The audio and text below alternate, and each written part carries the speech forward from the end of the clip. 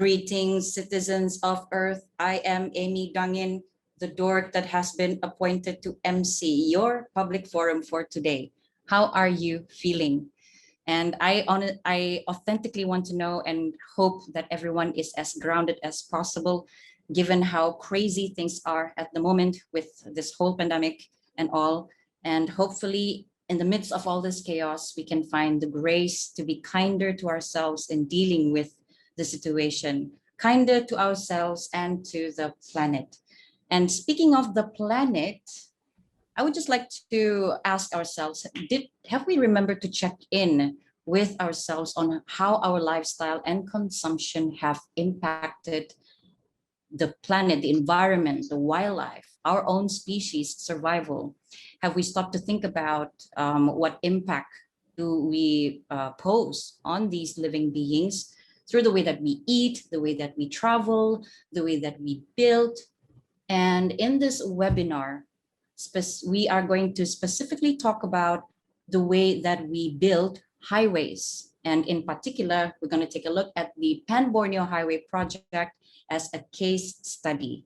And also a little disclaimer before we begin that none of the content in this forum is meant to or intended to blame or attack anyone, but we would like to emphasize on the discussion, having a dialogue on how we can move forward together better. And I'm going to hand over the frame to Cynthia Ong, the mother of this project, we call her, to share with us a little bit about what Humans Habitats Highways is all about and the people involved, where we are, and what we can expect from today's forum. Take it away, Cynthia. Thank you, Amy. Hi, everyone. Nice to see you here. And thank you so much for deciding to spend this afternoon with us. We hope you will have made a good choice once we arrive at 5 p.m. Well, you know a little bit about Humans Habitats Highways already, for those of you who have followed the series of public forums, etc. When we first started out on this track of work, we were very daunted by the prospect of going into the lion's den of infrastructure development, where there's a lot invested in things being the way they are. But thanks to naivete, we dived in and learned a lot. And what we're sharing today is some of what we've learned. They'll be shared in various formats, a docu-series consisting of 2 videos, which you will watch very soon. And then a full report, 76 pages, which is hot off the press. We'll drop it into the chat box and you can, just download it and share it share it far and wide. And everything is on our website. We're trying to share as much information as possible. We engaged as best we could with everyone. Sometimes not very elegantly, not very gracefully, but suddenly sincerely, and we did our best to approach, engage, and be at the table with all the stakeholders who would talk to us. Some didn't really want to talk to us, but I think most did, thanks to those who were kind enough. In the past, with particular projects like the coal-fired power plant, like the Sukau Bridge, I think we came in too late. We came in when the projects were about to start. And there was a lot of collateral damage, sometimes with relationships, sometimes with burning bridges. And I think most of us did our contemplation and realized, how do we come in earlier? How do we come to the table so it's more of a discussion, more of a dialogue than a confrontation? And I think this was our effort to try to shift that and come in, or at least ask to come in earlier in the process, before decisions are made, before finance is released, so that we're not disrupting development. And that certainly is not our intention. Anyway, let the videos and the reports speak for themselves. Enjoy the afternoon. Over back to you, Amy. Thank you. Thank you, Cynthia. I've just been nodding all the way because I genuinely believe in everything that Cynthia just mentioned. You know, whenever we offer opinions or how people would rather see them as criticize a project, it really is more about how can we all make this a dialogue than a confrontation, taking the words right out of Cynthia's short speech just now. So as Cynthia mentioned, we will be watching two docu-series before we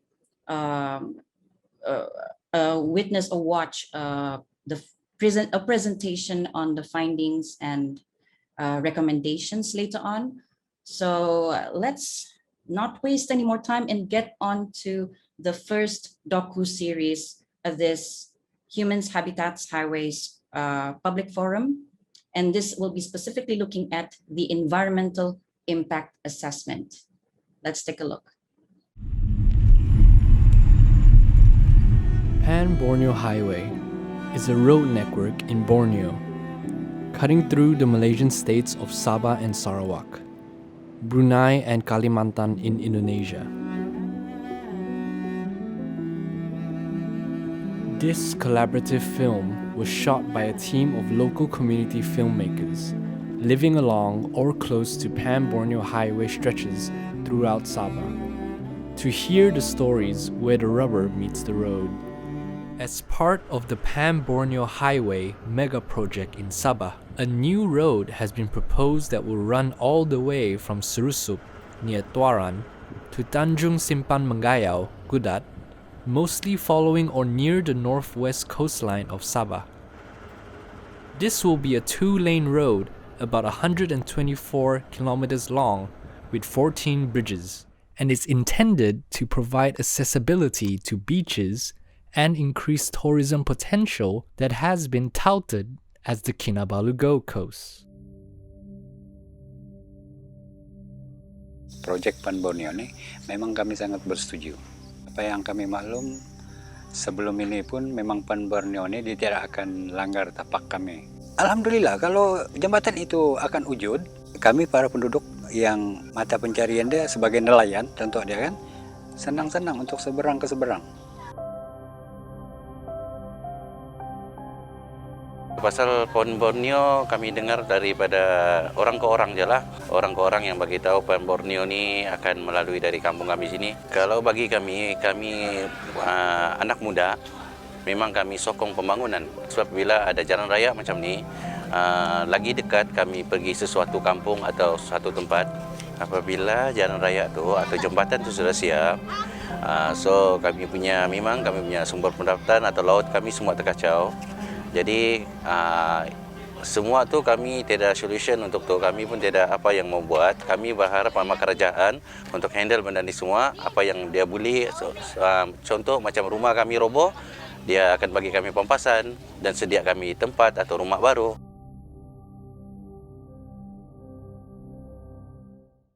Environmental Impact Assessment, or EIA, for the project was submitted to the Sabah Environment Protection Department, or EPD, in 2017. The new road has been divided into 6 work packages, and so far, conditional approval has been only given for one work package, that is Work Package 10, which runs from Pituru to Rampayan Laut.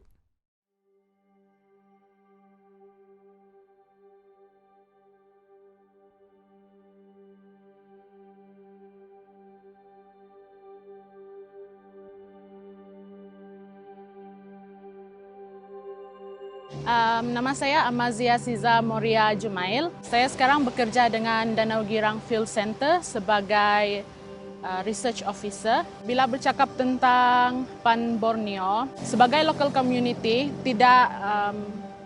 it's unavoidable bila community maukan development. Tetapi Sebagai seorang researcher juga ataupun yang terlibat dengan sains, saya sendiri melihat bahawa projek ini dia ada impact kepada ekologi atau kepada kita punya ekosistem.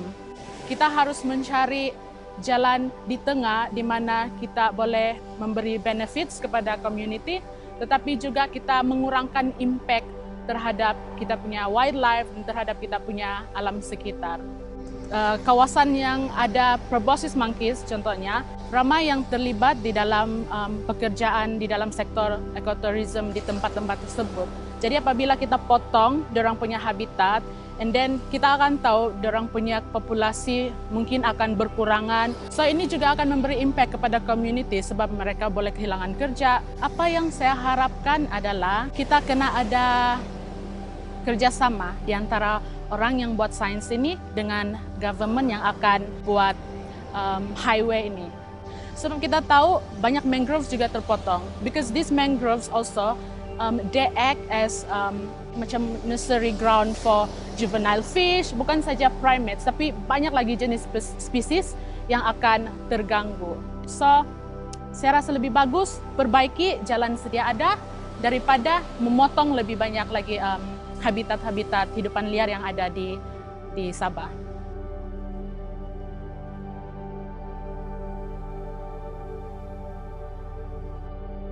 My name is Milena Salgado Lin. I work for Danau Girang Field Center as scientific advisor, and I coordinate a few projects for research in Danau Girang.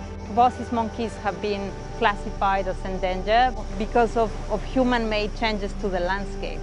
With the Pan Borneo Highway crossing through the mangroves, what is happening is that proboscis monkeys will stay isolated in even smaller pockets where there is going to be cars and trucks and a lot of influx going in and out, and sound and lights. It's just the proboscis monkeys are going to avoid completely that place where they may be less resources. They will have to compete a lot for those resources.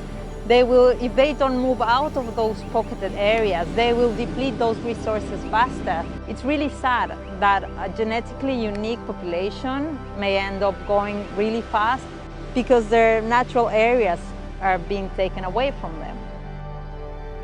Along the whole stretch, several forest reserves, namely Sulaman Lake, Kuala Abai, and Kudat and Marudu Bay Class 5 mangrove forest reserves, will be impacted. Kota Balut Bird Sanctuary is also critical for migratory birds, and construction is already ongoing here. Loss of vegetation and increase in sediment from road and bridge construction will significantly impair water quality, hydrology, and aquatic life food chains in the mangroves, rivers, and estuaries, and cause a substantial drop in seafood productivity, thus affecting the local fishery communities. Proboscis monkeys, which are endangered, endemic to Borneo, and totally protected species under the Sabah Wildlife Conservation Enactment, have been recorded in several coastal areas where the Pan Borneo Highway is being constructed. This contradicts the recently launched Sabah Proboscis Monkey Action Plan 2019 to 2028, which stresses halting loss and degradation of habitat used by proboscis monkeys as its principal objective. For the 32-kilometer work package 10 from Pituru to Rampayan Laut, which is currently under construction, at least 9 groups of proboscis monkeys will be affected and their populations permanently fragmented. Other vulnerable wildlife in the area, like silverleaf monkeys, small clawed otters, and fireflies, will also be impacted. My name is Mary. I'm working as an assistant wetland manager based in Sulaman Wetland Sanctuary. Sulaman Wetland Sanctuary is a Class 5 mangrove forest reserve. It's a beautiful place and it's a home to many. Our main objectives are to protect and conserve this beautiful mangrove area. We are also responsible to provide this employment opportunity to the local. The potential impact if Pan Borneo Highway were to be built close or in the reserves are destruction of habitats, forest fragmentations, potential animal roadkill, introduction of non-native species of plant, and it may also lead to a natural disaster to happen such as forest fire and soil erosion. I hope that we can continue to treasure our mangroves. We have already failed to maintain the existing road.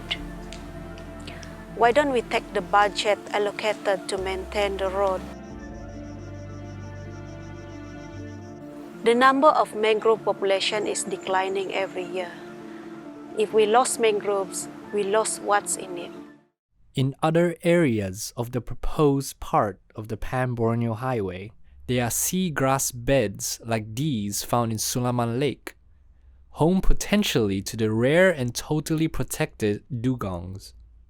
Are there sufficient safeguards within our laws, policies, and processes which protect the natural environment from systematic degradation that destroys healthy functioning? In 2016, the Sabah government has made the Sabah Structure Plan 2033 into law. This was made under the Town and Country Planning Ordinance. This plan is made for the purpose of guiding Sabah's development. Environmentally sensitive areas, such as a proboscis monkey or any significant wildlife habitat, need to be identified by the government and then properly managed, so that it will not be damaged by any development project, like when constructing the Pan Borneo Highway. Under the law, the Environmental Impact Assessment or EIA process is designed to be the tool which will protect the natural environment. The EIA report is intended to be a comprehensive report which tries to predict how a proposed development might affect the environment. Not all development activities require the approval of an EIA report, but for the Pan Borneo Highway project, an EIA report was required under the law. Under the law, the development which requires an EIA report cannot proceed unless the EIA report has been approved by the approving authority. Under the law, the EIA report should be rejected if the development project is detrimental for the environment. The developer can propose ways to mitigate the negative impact, but if these proposals are not enough to reduce the negative impact on the environment, the EIA report should still be rejected. And as we saw before this, if the EIA report is not approved, the project cannot proceed.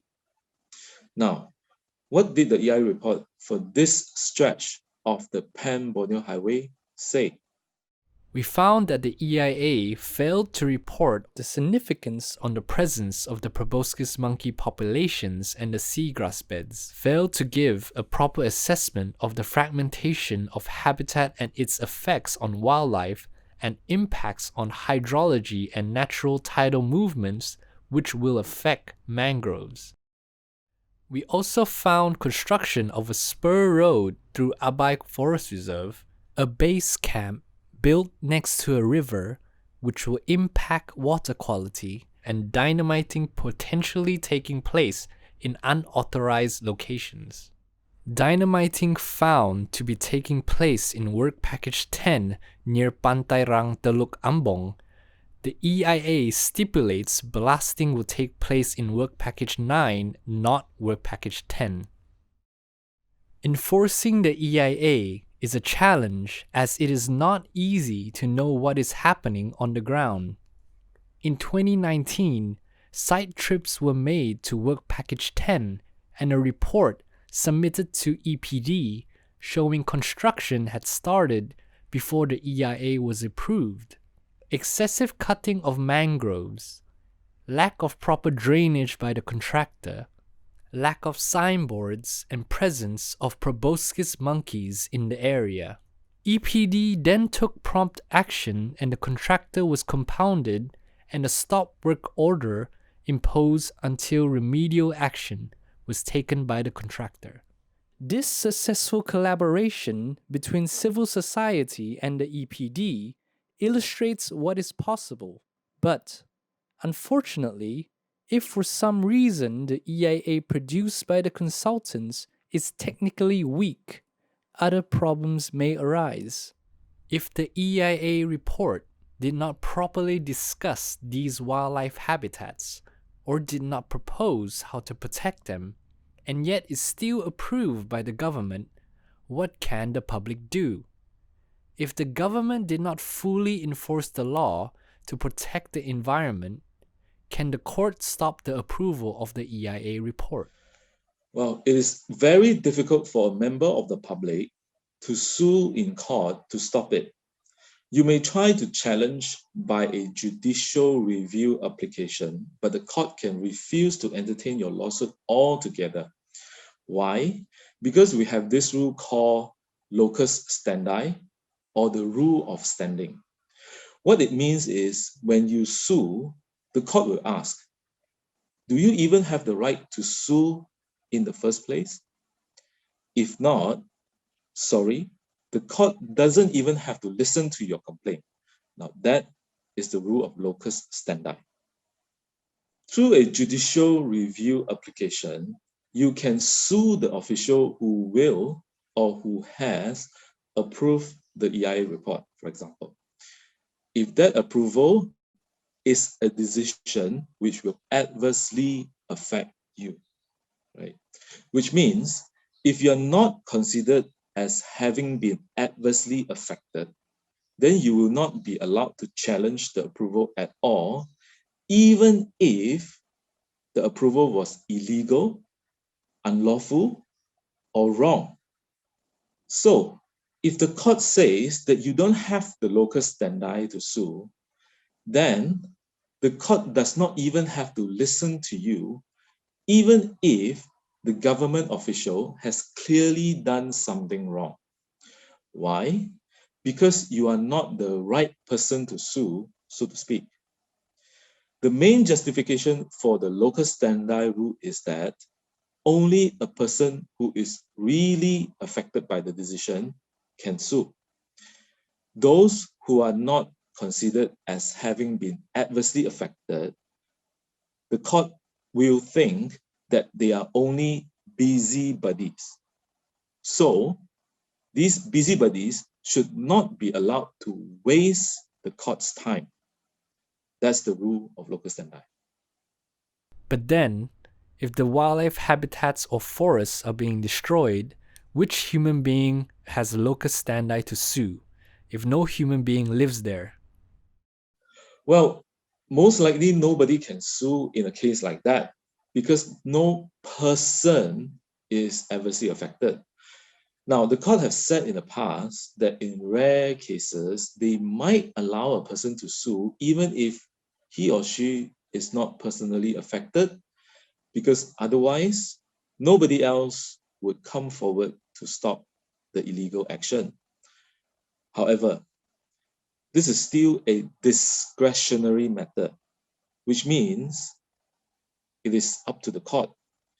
Now, if the court does not think that you should be allowed to sue, then there is nothing you can do about it, even if the decision you want to challenge is clearly illegal.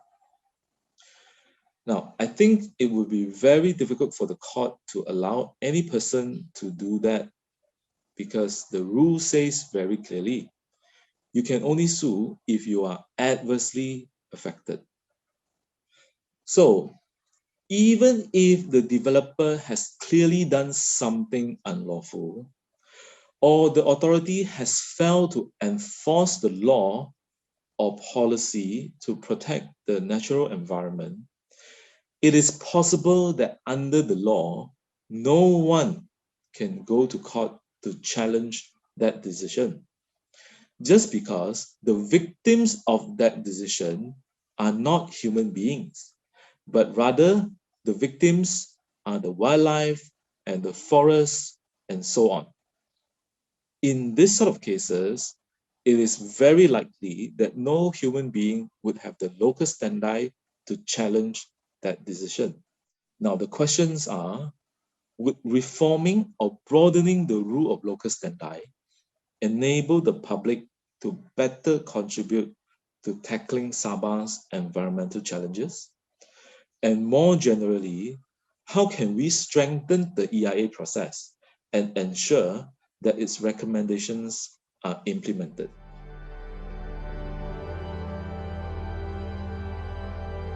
Kalau boleh, jalan-jalan yang sedia ada ini perlu tambah baiklah, dinaik taraf. Kalau boleh kita mau supaya pembangunan tu diseimbangkan juga dengan environment ya. Jadi saya harap dia akan menepatilah apa yang dia orang ucaplah. Is in the future this kind of project they must well inform and see the need of the people. Jadi harapan kita sebelum membuat satu projek harus diteliti di peringkat kampung. Kalau betul mau juga menaik taraf negeri Sabah nih kan, naik taraf juga lah penduduknya.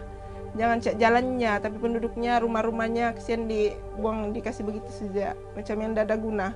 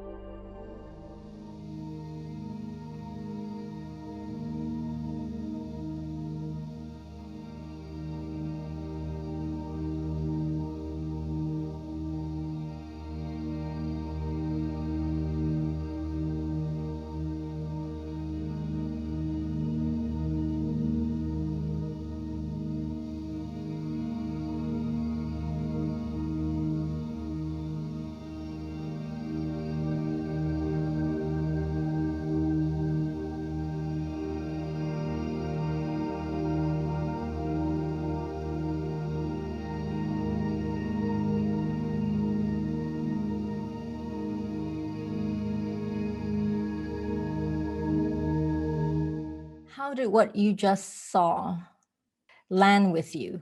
How did it land? What were the 3 things that struck you? I didn't know that during the process of the IIA, rhesus monkeys populations were not, or groups were not seen or were not documented for the process. I think that's the first thing that struck me. I didn't know that nature doesn't have voice within a legal system. For me, it also struck me about the issue on the legal system. You know, there's nothing is it so literal that it doesn't say directly affected. So, you know, we are all part of our environment. You know, the overall impact cumulative impact needs to be assessed, both in terms of wildlife, but also the social aspects and economic aspects. When they do EIAs in Sabah, it's normally the project proponent or the project owner who should sort of vouch for the EIA and sign off on mitigation measures and all that. But another thing that happens a lot is that the owners would get the contractor to sign off. So they're sort of like delegating responsibility for fulfilling the legal requirements of the approval conditions. Personally, I can notice that the system is there already. I mean, the process of EIA approval, monitoring, but somehow, as mentioned by one of the audience, unavoidable impact of the development. This is another critical part that before the project was started, supposed to be there is an event for public hearing, but somehow in this case, probably like for City Department, we only come into the picture when the EPD asked us to comment on the EIA report on that particular area. We are looking for how to improve the system. Actually, the regulation is there already. Yeah, probably need to strengthen the enforcement part, for example, and how to involve general public, for example, as I mentioned earlier. For me, overall, also what struck me is that the video bring forward a lot of stories or hopes, or rather, hopes from all sides. It should happen from the beginning, from even before the implementation happens, that all sides have to be heard. The information from the scientists that have that information should probably need to be part of that planning from the beginning. I keep repeating that everywhere I go, and it's time in Malaysia, at least, that the constitution be amended to allow everyone, every person, the right to a clean, sustainable environment. Malaysia has already signed up to the ASEAN Human Rights Declaration that allows for that right. Once you have that right, you will be able to expand the scope of a local standard. To the credits of our courts recently, under the past two CJs, this standing issue has been broadened in many different ways and in different scenarios.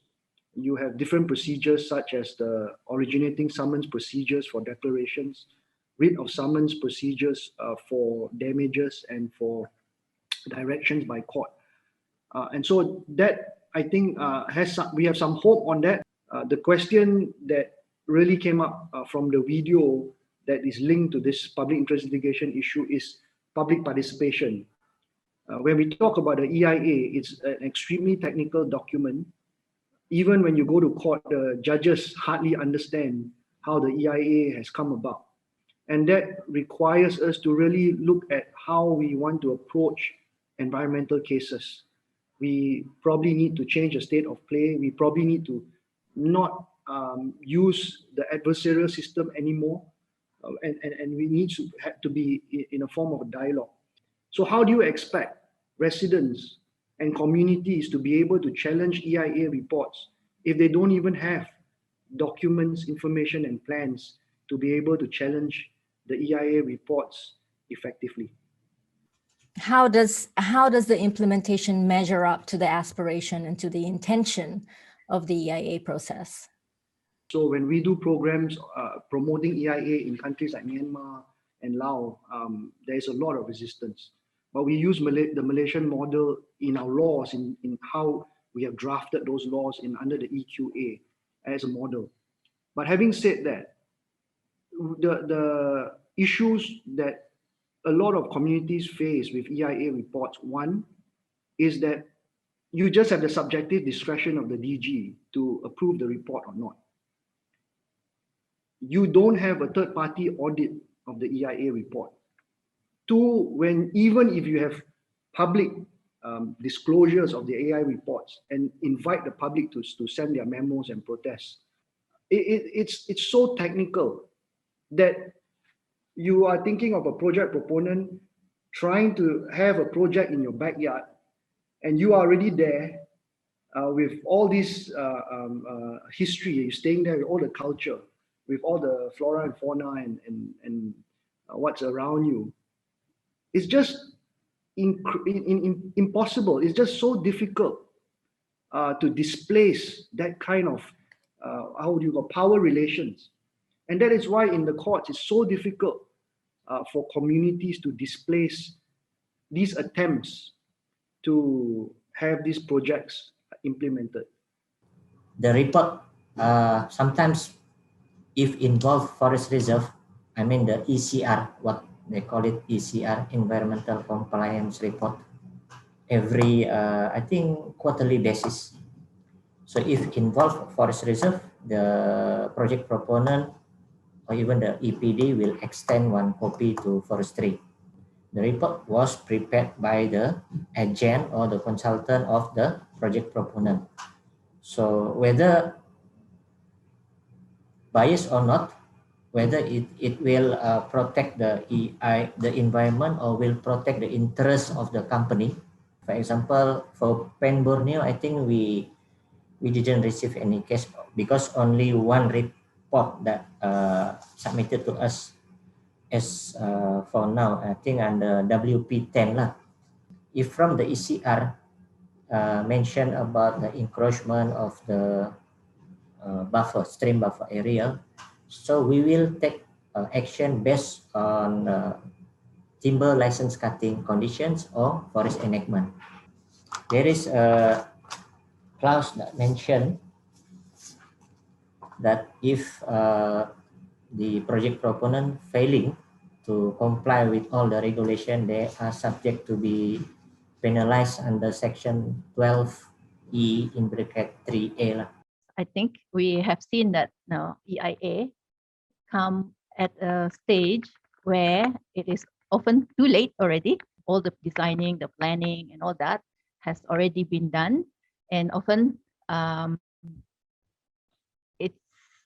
it's almost seen as by the project proponent as a formality sometimes, that they only need this EIA approval to go to the next stage to start implement. We need to make sure that this process come at a very early stage, that it's actually taken into consideration all these impacts in the design of the project itself.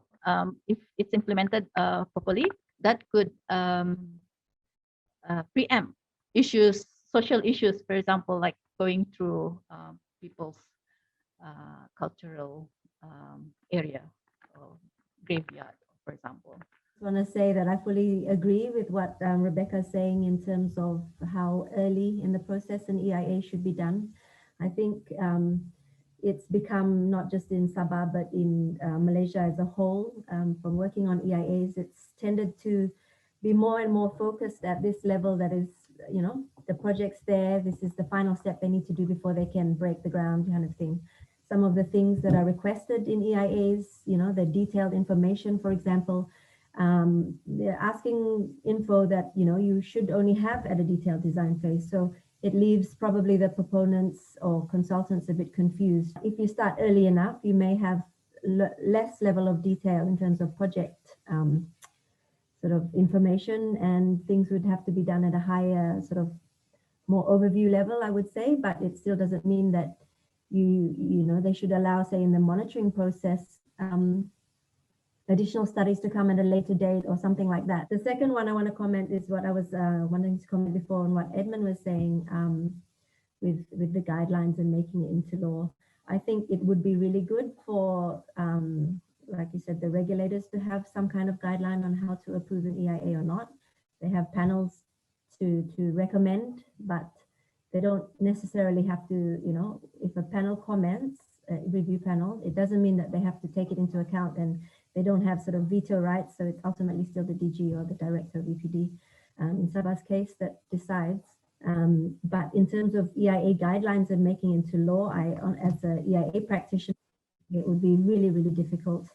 Like Pan Borneo, Bakun, all these examples are really large scale projects, that affect a lot of people. But we also have a ton of other smaller projects that require EIA that come across EPD's table all the time. So I think if you become too prescriptive in terms of guidelines that have to be, it just becomes a tick box exercise again, and you lose a lot of the focus needed for some of the, to focus on the critical issues. So I think the environmental authorities should focus on the environmental approval, and they should approve an EIA report on its technical merits, which might show significant impacts, which might show that mitigation measures are not available to fully mitigate something. So they approve the EIA report, but then make a separate recommendation that says, well, this EIA report shows that it's not sustainable or something like that. So it's separating the approval of the report from approval of the project, which I think is a big, big thing. I do feel that a lot of the people that live in Sabah feel like me, like a foreigner and in a black box when it comes to the law and how these IIAs are done, and who gets to check them before. And in a way, my questions are not only whether the mitigation measures have been put in place or who is actually enforcing them. For me, the question is, what are the mitigation measures? Who gets to say whether a mitigation measure proposed is actually enough for the site or for the wildlife? Because I think that's what the general public feels like. Like they don't know, they don't understand, and it's not straightforward. How can we come in earlier in the design process? What can we do in terms of transforming or changing our processes so that the space is more open and inclusive earlier on in the macro design policy making process? Instead of a tool to just try to identify and potential impacts and identify mitigation measures, can we suggest, is it possible to actually reform, make the EIA part of the planning process of the project, and even before budget is allocated for that project, so that when because often we hear that it's too late to withdraw the project because a lot of money have been invested into that project, so it will be very costly to withdraw that or cancel that project. I mean, there is actually a mechanism for that. That's the strategic environmental assessment, which is supposed to be done at policy, plan, or program level. So that would be, for example, when a project is being submitted as a proposal. So in this case, if you take the Pan Borneo Highway, for example, it should have been done when the budget was being requested or considered at that high level. What it would need is a lot more buy-in from other or ownership from other government departments apart from EPD. So it'll be people like UPenn, EPU, and the people who are making these decisions to say, look, we have to consider environment, and it's not just a box-ticking exercise. So is this a point of intervention for, let's say, the public or civil society to demand an SEA or request for an SEA for a particular project? My response would be to look at how early the interventions, and a lot of you are doing that already. Say, okay, there is for KL, there's a KL structure plan. Sabah, there may be you may be advocating for how many percent that of forest reserves, and you cannot cut them down and you cannot develop them. So the latest case which I put up just now from the news, and the judgment is really good. The Court of Appeal judgment, Mary Lim and her judges.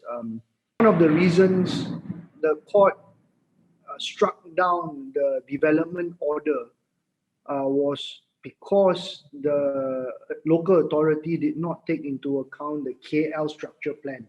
And the argument was that the KL structure plan is not binding, but the court said, I think for the first time in our jurisprudence, that says that you have to have regard to the structure plan.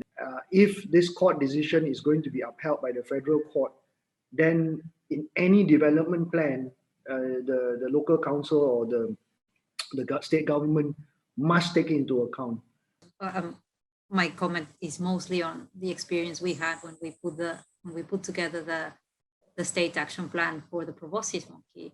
So we did the science, and then basically we call everyone, and by everyone I mean several of the government agencies, including the forestry department, our wildlife department, our parks. We also engage with all the local communities and stakeholders like plantations. And basically it was a bunch of very different and varied people. WWF was there as well.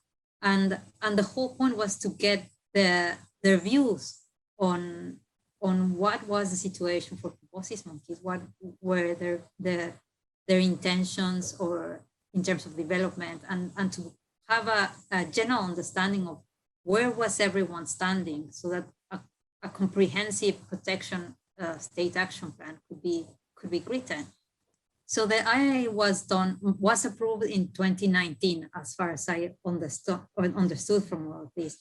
The state action plan for the proboscis monkey was also approved in 2019. And however, we have a very clear site-specific priority action in the action in this proboscis monkey action plan. So that was already approved by the state cabinet. So I don't know how that then goes against, how can those two different things approved by the government can match? You should look for Sabah lawyers to file an action. But I think the argument will be that the action plan is just an action plan that is not binding. But I think it's a good try if there is, I don't know the facts, but if NGO or the groups of people that are affected are suing not on behalf, and I think that was a very good question on the chat box about suing for non-human entities. However, it's not a lost cause, because if the issue is that the state government has promised a certain type of protection for the monkeys and certain type of actions that may be now contradicted by the approval of this highway project, then there is some legitimate argument about arguing how to argue that either your mitigation measures are insufficient or that you should not take the action at all. So one, I mentioned that you need to make it a constitutional right, because at the moment it is not a right per se. It is only recognized in some of the cases, Lee Kuan Yew and a few others, where the judges said that the right to a healthy environment, a right to a clean environment is part of right to life. But that is only in court decisions. And it's very hard to pivot or found a court action based just on that very one-liner statement. So yes, if there's political will, if there's blah, blah, blah, and all that, if the government is great and the government is for human rights and the government believes in fundamental liberties and if the government believes that climate change is happening, if the government loves our country, all that, then let's amend the constitution. All you need to do is just add one article in part 2 of the constitution and you get that. But at the moment, without that, it's harder, but it's not impossible. With that, the government is then tasked to protect the environment, and any failure of the government to protect the environment is justiciable. I would struggle to summarize what we've discussed. I do have some points. The EIA should come in earlier in the process, especially before funding or before political commitment. We need to separate EIA approval from project approval, clearer legal guidelines on approval criteria, better integration across various contradictory government policies, greater independent oversight of the process, stronger oversight of enforcement of EIA recommendations and mitigation. And despite locus standi challenges, there is a potential basis for legal action. Public engagement should be broadened, rooted in constitutional expansion. And then the last idea of buen vivir, rights of nature, broader view of development would be powerful. Thank you once again so much.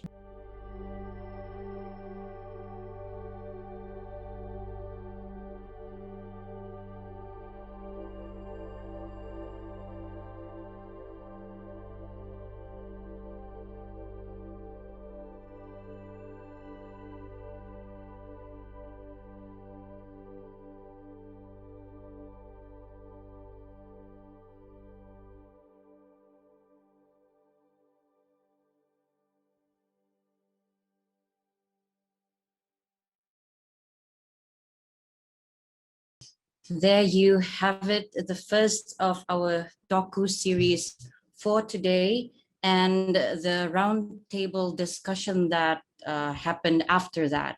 So thank you once again to Cynthia, who led that roundtable discussion with our special guests, Dr. Rebecca, Edmund Bon, Dr. Milena Salgado Lin, Indra Purwandinta Sunjoto, and also Tanya Golingi. Thank you so much for your insights.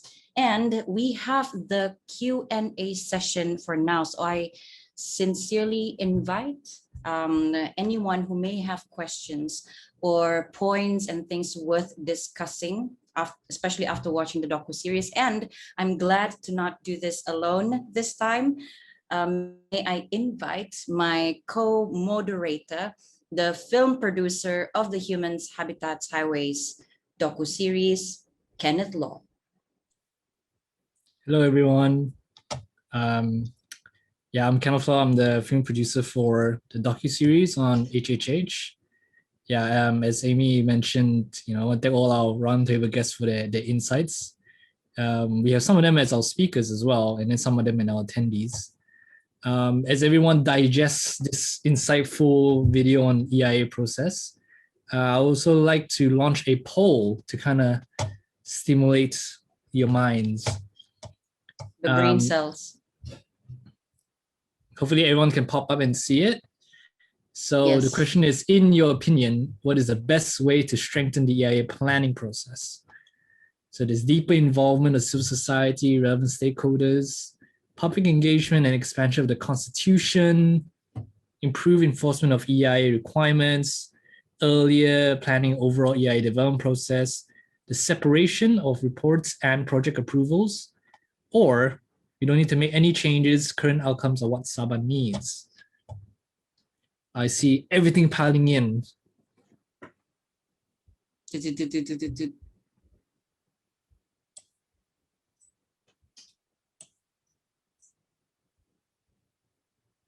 Oh, it's Yeah, like a race. and we will be sharing the results of the poll once we have them, but also another friendly reminder for anyone from our panelists to our attendees. We would like to especially encourage our collaborators, right, to also chime in. We know how these things go, or actually we're still bingong, but questions can also, during the Q&A, you can also share maybe even suggestions, recommendations that you think worth discussing on this platform. Yeah, I think on that, let's also invite all our so-called speakers now to turn on their videos so we give a little introduction to our attendees and our other panelists. Yeah. Especially our coalition members and also our technical experts. If you all can turn on your videos and just say a quick hi.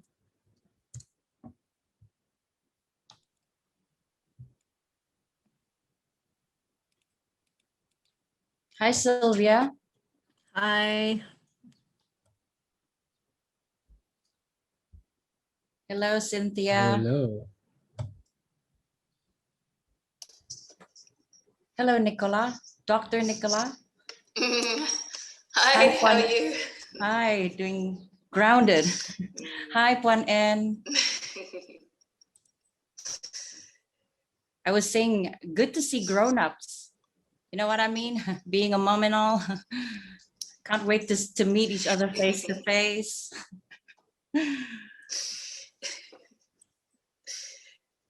Okay, nice. I think we're almost there. We're like 85% voted. Yeah. But yeah, Kenneth, as you can see, we've already gotten a couple of questions actually to kickstart the forum Q&A. Mungkin kita boleh share apa soalan yang sudah kita ada di sini. Boleh. Boleh. Which one? I saw one in the chat. Start with the one and only. There's only one anonymous attendee apparently, so let's start with Don first because they're too shy, so we'll get the question out of the way. Yeah. It is a big question as it's talking about a lot of our stakeholders. Where does the Malaysian government currently stand regarding climate change and global warming? Not sure anyone want to pick up that question. Sounds like something that we can try. Yeah. I'd love to give that a go, although I am not an expert by any means. But I've been tuning into a couple of conferences, one recently on the Joint Committee on Climate Change, which is co-convened between KETSA, Bank Negara, and others. And I was very surprised in a good way how we're really talking about these issues, even mobilizing climate financing, really transforming at a high level, how we're approaching the issues, making our commitments to the global community and such. I maybe someone in the audience, maybe someone else can also chime in. I know it was co-convened by WWF as well. Rebecca, not sure if you have anything to add, but I think they're thinking about it in a serious way.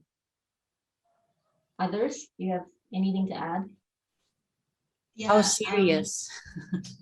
I think there's a movement towards sustainability in Malaysia, Cynthia, to add to that, and that means that the private sectors, the private companies are expected to integrate sustainability that address climate change in their practices. So, and this is driven by sustainable financing. That they, if they want to be seen as moving forward and having sustainable financing part of their practices, they should also look into improving their practice, addressing or integrating practices that address climate change within their overall practice. So I would say there's a movement within the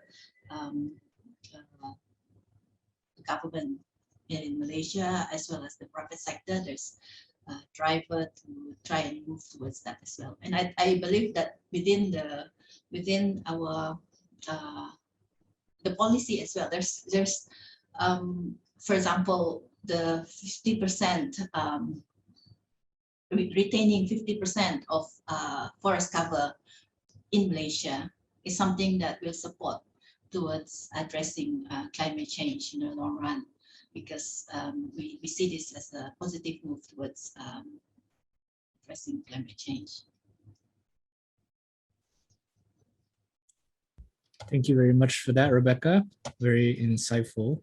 I like when you said the point where we have to reach 50% of forest covers, right? I think this is also relating to a question from Ida, which is in the chat. She asks, are there any plans to build wildlife bridges or underpass in ecologically sensitive areas where the Pan Borneo Highway is being built? In terms of this, we like to ask the experts in terms of wildlife bridges and underpass or anything wildlife related. So Benoit, I see you raising your hand. Go ahead. Thanks, Kenneth. Well, good question. In the current plan, and maybe my colleagues can correct me if I'm wrong, but there is no plan at the moment to do any underpasses or overpasses, at least in the Telupit stretch that is supposed to go through a class 1 forest reserve and through elephant range and orangutan, etc. So there is no plan. So that's where we are. Well, we are trying to discuss with the government first to try to move that that stretch outside the class 1 forest reserve. That would be the best solution rather than trying to build expensive overpasses or underpasses. But if it's not agreeable, then I suppose we're going to have to try to get some underpasses, overpasses. But to be honest, I mean, my personal view, better to keep it outside the class 1 forest reserve.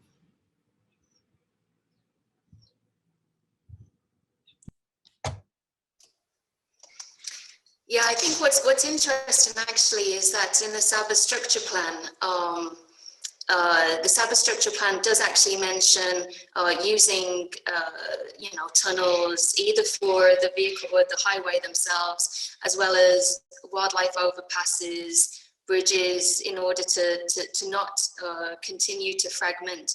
So the cyberstructure plan actually knows what needs to happen for the implementation of highways and rail, but we haven't actually seen it yet within any of the plans for the Pan Borneo Highway.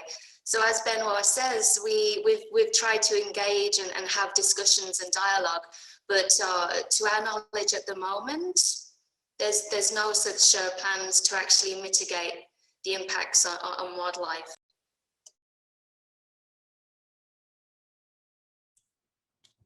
Okay, thanks, Benoit and Nikki. Amy, you have any thoughts on what they two have comment on? Yeah, I wanted to ask, does the government or whoever is in charge of approving the projects even know the availability of this option? Has any individual organization ever approached them and see what's their take on the suggestion?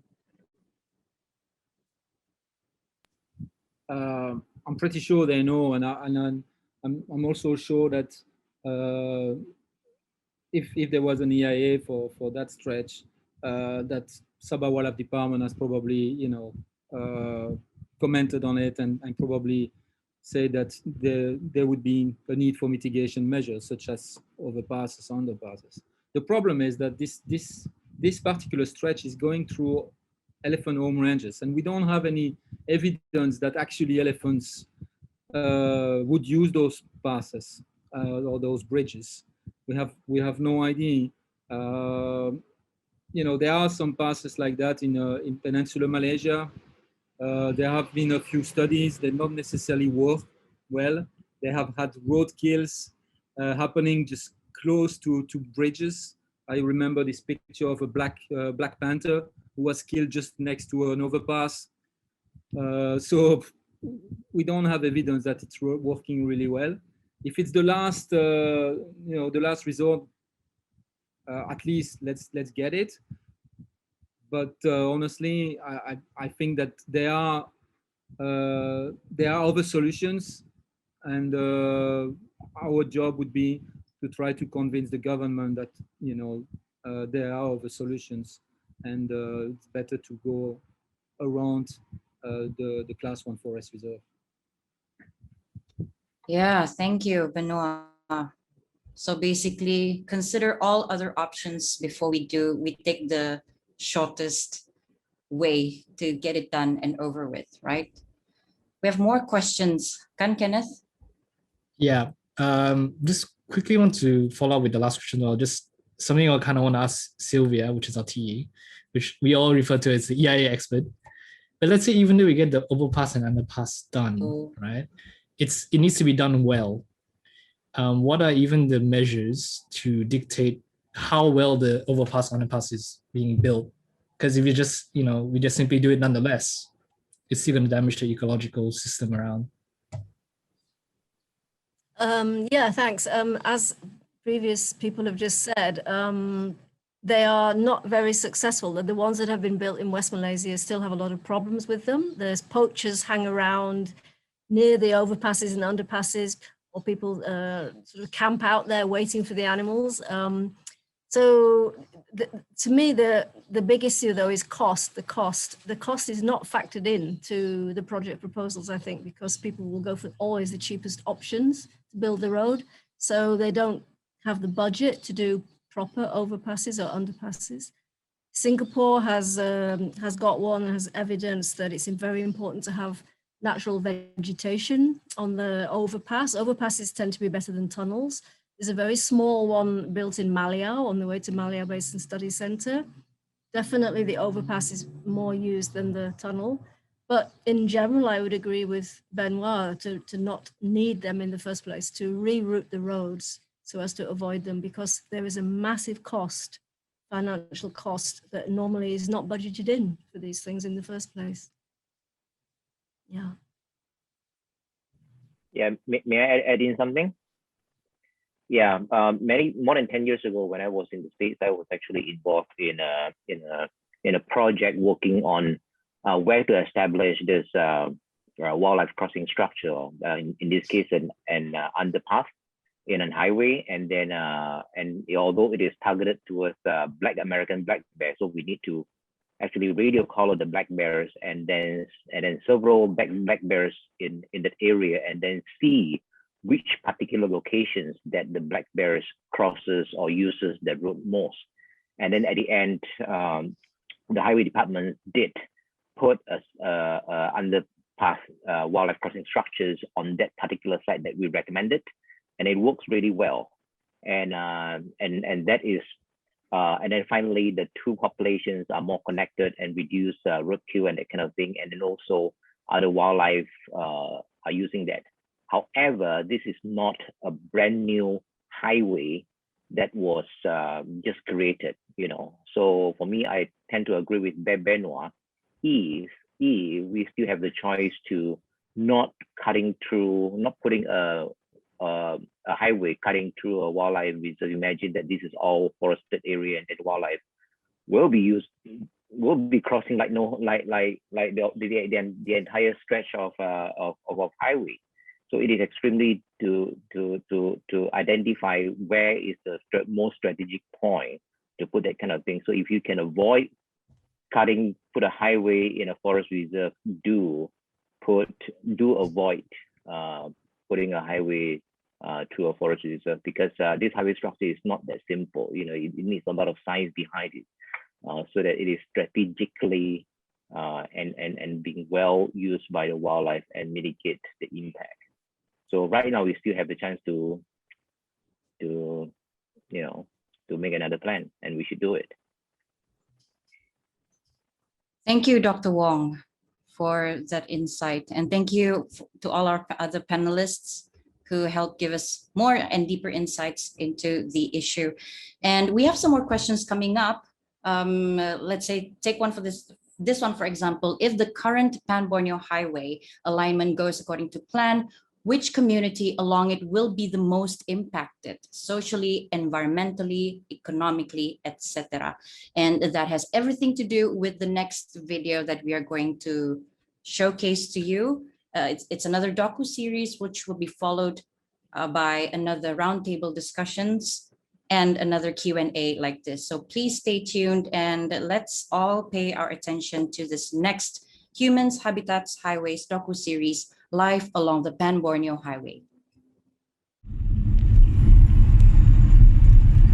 Pan Borneo Highway is a road network in Borneo, cutting through the Malaysian states of Sabah and Sarawak, Brunei and Kalimantan in Indonesia. This collaborative film was shot by a team of local community filmmakers living along or close to Pan Borneo Highway stretches throughout Sabah, to hear the stories where the rubber meets the road. The area of Telupit, in the heart of Sabah, is in the central location of the Pan Borneo Highway. Human-elephant conflict, HEC, is a prevalent issue in Sabah. In 2014, elephants returned to the villages of Kampung Bauto, Kampung Gambaron, Kampung Batu Empat, and Kampung Liningkung in the Telupit region. In response, youth from these villages launched a community elephant ranger team, or CERT, to build human-elephant harmony through listening to both elephants and people and finding practical solutions for sharing the landscape. Kesan Pan Borneo ini ke atas ekologi dalam hutan simpan itu sangat terjejaslah. Keadaan hidupan di dalam hutan tersebut akan menjadi kucar-kacir. Lebuh raya Pan Borneo ini melalui kawasan Tawai, hidupan liar itu akan masuk ke kawasan komuniti ataupun masuk ke kawasan penempatan manusia dan akan mengganggu tanaman-tanaman yang ditanam oleh komuniti. The following footage are viral videos of human-elephant conflict caught on camera from the community's point of view.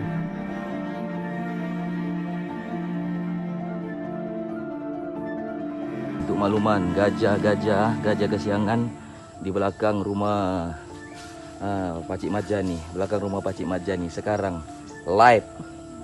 Inilah dia. Jinak. Ada satu ekor lah, ada satu ekor. Makan sampah sudah gajah nih. Makan sampah. Nih ya, gajah nih ya. An elephant wandering into a school in Telupid around 1:45 a.m. An elephant calf on a highway as it was separated from its herd. Elephants entering various villages.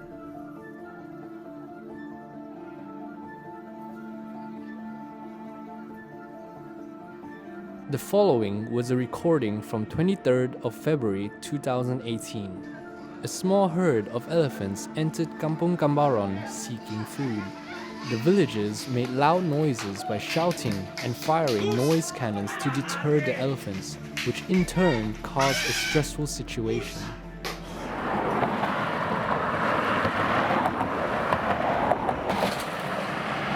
So the planners of the Ranau and Sandakan Main Road Highway, they have made plans of with the highway cutting through Tawai Forest Reserve.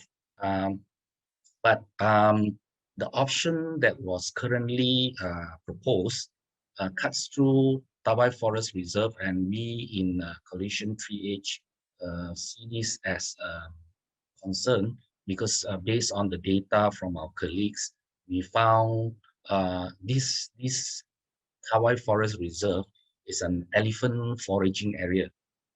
Now, so to inform the project, the Coalition 3H members, we did a lot of ground truthing with camera traps, with GPS collaring and all that, so that we know the movement of the elephants. And when we overlay this data along the planned PBH route, we found that they are all over the route. So this is to say that if we are going to build the highway as planned currently, the plan doesn't change and it goes through Hawaii Forest Reserve, there will certainly be accidents. And this is not accidents with a small animal. This is going to be an accident with a big, huge animal. And if you can imagine, we know there are a lot of express buses and lorries flying along. That's going to ply along the new road, and a very bad accident is going to happen, and this will make headlines across the world. A male elephant calf died after being hit by a car at Batu Sepuluh off Jalan Kota Tinggi to Mersing. Johor Wildlife and National Parks Department Director Salman Saban said the department received a report on the incident at 7:45 a.m. on Tuesday. A team was deployed to the location and found the carcass on the roadside. Investigations revealed that the car was heading from Kota Tinggi to Mersing when it hit the calf, which was believed to be between 1 to 2 years old. Salman added that Perhilitan conducted a surveillance and found 2 to 3 adult elephants still in the area. He also said the area is a known hotspot for elephant crossing, and this was the third case of an elephant dying from being hit by a vehicle. The carcass will be buried after the department has recorded its morphology. Big infrastructure can be very disruptive for wildlife. Roads block migration. Animals crossing roads often get killed, and so can people who crash into them. Road planning should avoid places where wildlife naturally migrates.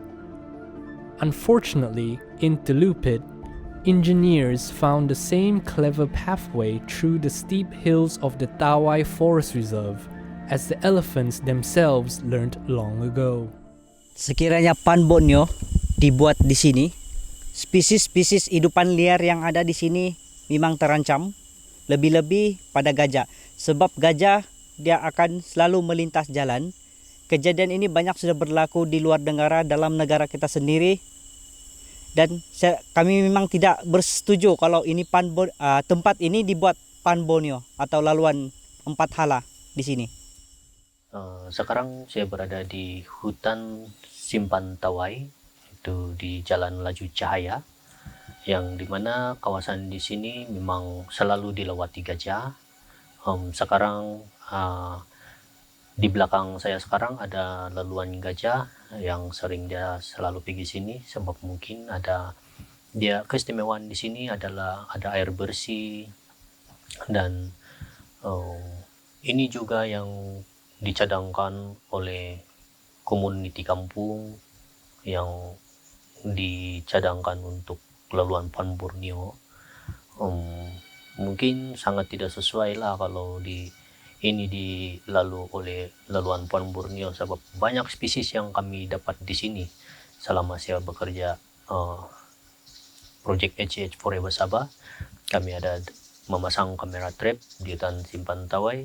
Kami ada dapat spesies beruang madu, tenggiling, burung merak Borneo, harimau dahan dan orangutan dan banyak lagi spesies yang kami ada dapat di sini.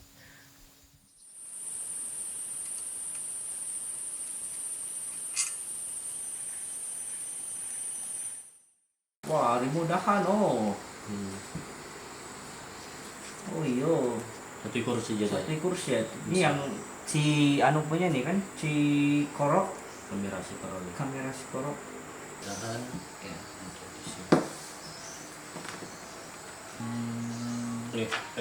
Bukan. Ini bukan. Spesies dia ini 274. Dia teman itu. Dia itu. Hi, my name is Dr. Nicola Abram and I'm a technical coordinator for Forever Sabah. In this next slide, we also have a look at the alternative or potential alternatives for the Tulupid area. Now, this area came on our radar because this area is very important for elephants. And as you can see in the map here, all of the green dots that you can see are either collared elephant GPS locations, and the collared elephant data is from Danugerang Field Centre, in addition to data that's being collected by Forever Sabah's CERT team, and the CERT team have been following elephants and identifying evidence of elephants within the area in order to understand the range and patterns of the elephants within this region. So if you see the red route that goes through Tawai Forest Reserve and through 30 kilometers of elephant range is the current Pan Borneo Highway alignment for these work packages. This is a very risky route in terms of the road construction, the Pan Borneo Highway construction workers, because inevitably they would have elephant encounters whilst they're constructing the highway, but also in terms of looking forward to when the highway is constructed. We know that when roads cut through elephant range areas, then there's a great degree of risk for collisions on the road by the road users and the elephants themselves. And also there may be other collisions from other wildlife that are inhabiting this protected area. So what we wanted to really understand, well, if this area is so risky and this route was actually allocated by the government because the communities within this area didn't want the upgrade from the current 2-lane to the 4-lane highway because they would be displaced, then is there another alternative? And our alternative was the yellow route, which you can see, which is Route 4. Now, the yellow route is shorter. The yellow route also bypasses much of the elephant range and much of the elephant hotspots that are frequented often by these elephants. The yellow route also would really skirt around oil palm estates and small holdings, cutting through areas that have marginal land use potential, and so therefore having less impact on communities and certainly less impact on elephants and other wildlife. Not only did we look at the impact on elephants and other wildlife, we also looked at the social impacts on dwellings along the Pan Borneo Highway. So another thing that we have concern is the planned route bypasses the Telupi town. So as we know, Telupi town has been thriving for 20 years and more. And if a highway bypasses the town, then again, we fear that there may be a problem with the socio-economic there. So this is something we would like to look into, and we hope the planners will also explore other solutions to prevent the problems. The social impacts of roads, especially for indigenous peoples, are often poorly quantified. For many people in Sabah, there is a great dependency on land to provide food and income. Jadi antara aktiviti ekonomi di Kampung Batu Putih ini adalah pertanian, nelayan dan pelancongan lah. Kewujudan Pan Borneo ini ada pro dan kontranya, ada kebaikan dan ada keburukannya juga. Memang memberi manfaat kepada rakyat lah pada keseluruhannya, karena rangkaian jalan raya yang sudah dinaik taraf, jadi dia memang memberi keselesaan kepada penduduk lah. Sebahagian kawasan ini adalah hutan simpan kerajaan, dan itu memang sudah warisan kita menjaga hutan simpan ini, karena hutan simpan ini telah memberikan impak yang besar kepada khususnya masyarakat Mukim Batu Putih dengan wujudnya sektor pelancongan lah di kampung ini. Majoriti penduduk Mukim Batu Putih inilah khususnya bergantung kepada sawit.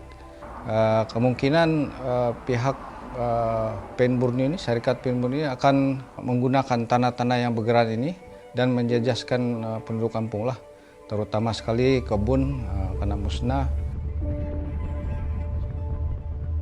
Tempoh masa pelaksanaan itu kita jangkakan memang mengambil masa bertahun-tahun. Jalan-jalan utama yang asal ini bagi cadangan saya perlu dibaik pulih lagi. Pasal kalau kita di Sabah ini, kita boleh lihat kemalangan itu bukan akibat daripada kereta sama kereta bertembung, adalah akibat daripada jalan rusak. Jadi ini sudah dialami bertahun-tahun. Semenjak kerajaan dulu-dulu lagi pun memang begitulah, tiada penyelesaian.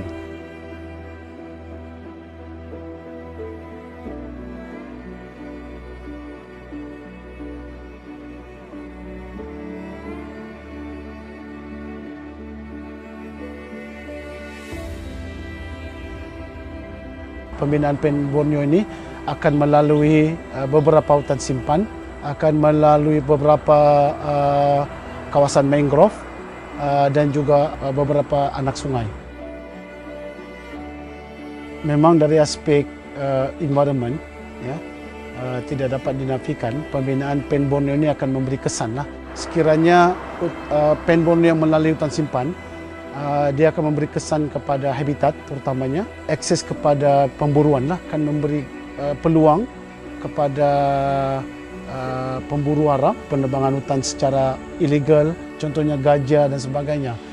Begitu juga orangutan, ya. Jadi mungkin akan menjejaskan lah. Dari segi ekonominya, ya, kalau laluan lebih mudah dan cepat, kemudahan lebih baik, sudah tentu dia akan meningkatkan perkhidmatan pengangkutan.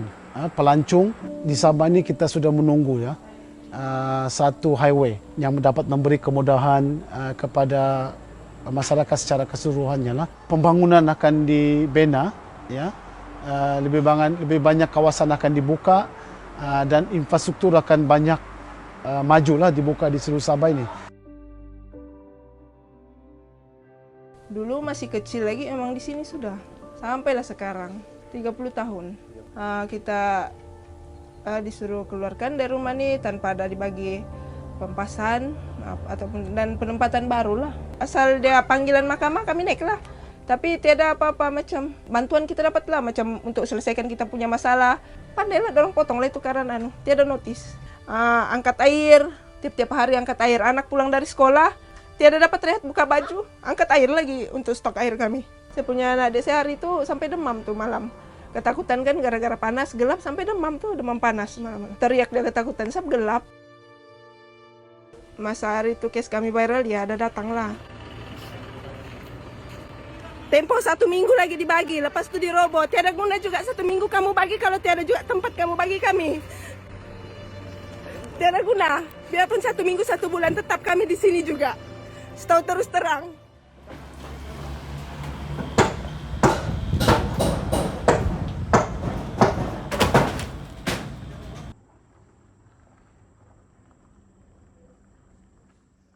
So what were our findings?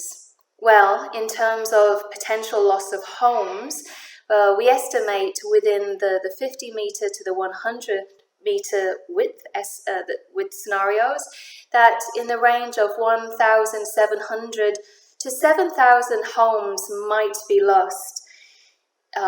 This is under compulsory acquisition by the government. In terms of loss of lands, we were able to estimate for native titles in the region of 678 hectares to 1,800 hectares of native titles may be also lost for the Pan Borneo Highway. This will then increase if we look at areas under NCR, but unfortunately we don't have any data on that. In terms of the number of villages that may be impacted either partially or entirely, we can estimate in the region of 65 to 93 villages may be impacted throughout the whole of Sabah. And you can see for the 75 meter width scenario in the map, you can see in orange the houses that would be displaced in order to construct this highway.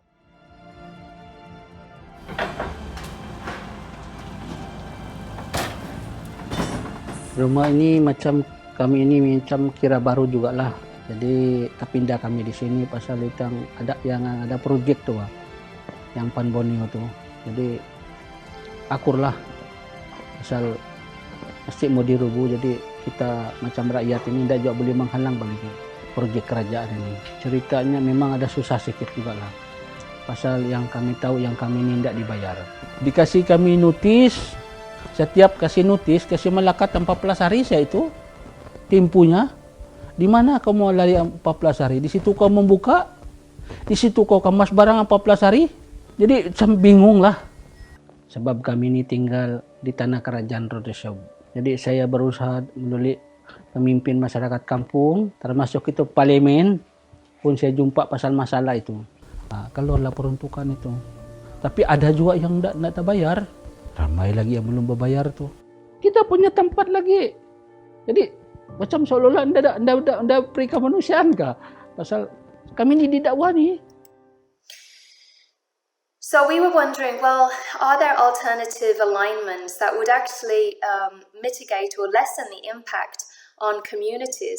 So we started to look at work packages 23 down to 26 within the Kinabatangan Sagama area. These are work packages that, to our knowledge, haven't yet been started, and there's no in EIAs for these areas or for these work packages as yet. So what we wanted to do was to identify a potential alternative alignment that would basically bypass many of the people's homes and the villages in order to safeguard those areas. So if you have a look at the map, our alternative alignment is in purple and the current alignment by the government is in orange. So our alignment would be in the region of 8 kilometers shorter, meaning that it would be cheaper for government. And it would also have a significantly less impact on communities, and we can see this demonstrated within the table. For example, if we take the 75 meter width scenario, the original alignment from the government, it would take out 832 people's homes. Our alignment, however, would potentially only take out 18 homes, meaning to say that many residents would be able to stay in situ. And in fact, many of the communities that are linear communities that are along the current two-lane road would be able to retain their community and their village, and they wouldn't be displaced. The Pan Borneo Highway may, however, have wider implications for Padi than just those areas it may replace. This is because road and highway construction may disrupt local hydrology, threatening irrigation systems needed for rice cultivation and creating sedimentation issues that can dry up paddy fields and clog up waterways.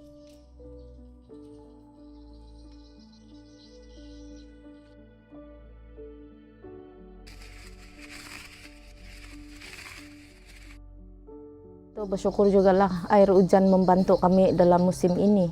Jadi kami rasa terkilan juga sebab ada tanah sawah kami yang kami tidak terbuat lah sejak pembinaan Pan Borneo.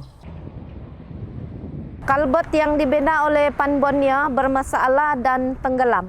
Jadi tanah kami terbiar yang di sebelah yang 70 ekar itu sudah 5 tahun kami tidak bikin sebab dia punya air tidak kering. Baru-baru ini kami yang banjir, tanah-tanah yang diorang bikin benteng itu yang menghalang saliran air itu lambat. Banjir itu menyebabkan kami punya rumah pun kebanjiran, sawah padi kami pun rusak. Isu ini kami bawa juga pergi mana-mana, jadi adalah dalam dua musim dalam 1 tahun kami tidak akan nelayan.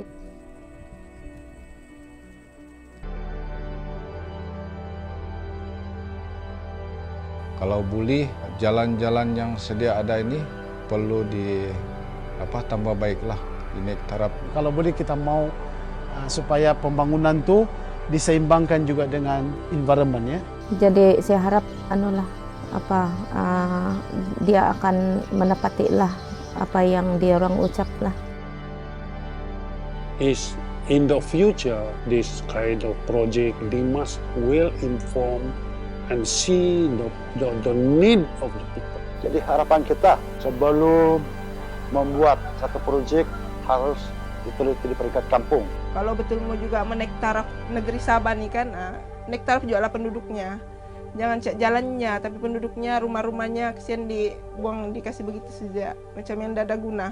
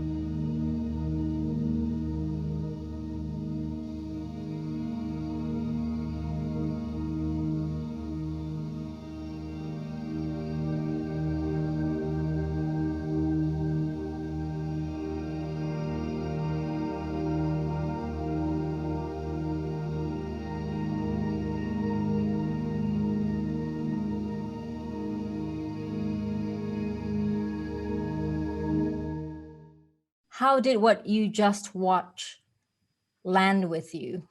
What were the top 3 things that struck you? The obvious is development versus environmental preservation, displacement, and the only conclusion that you cannot please everybody, for sure. And human being the most dominant species usually will have the last word, and we do. Definitely, Sabah need a good infrastructure, but again, as mentioned by Marina, we cannot please everybody.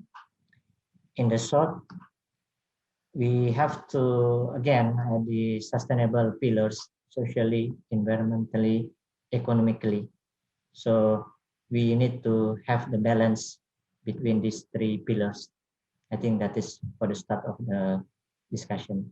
I obviously think that there are a lot of alternatives that we can do to avoid, damages both to people and also to the environment. And sometimes mitigation cannot work in all the area. Sometimes the best mitigation is not to do anything or not to damage the place at the first, initially.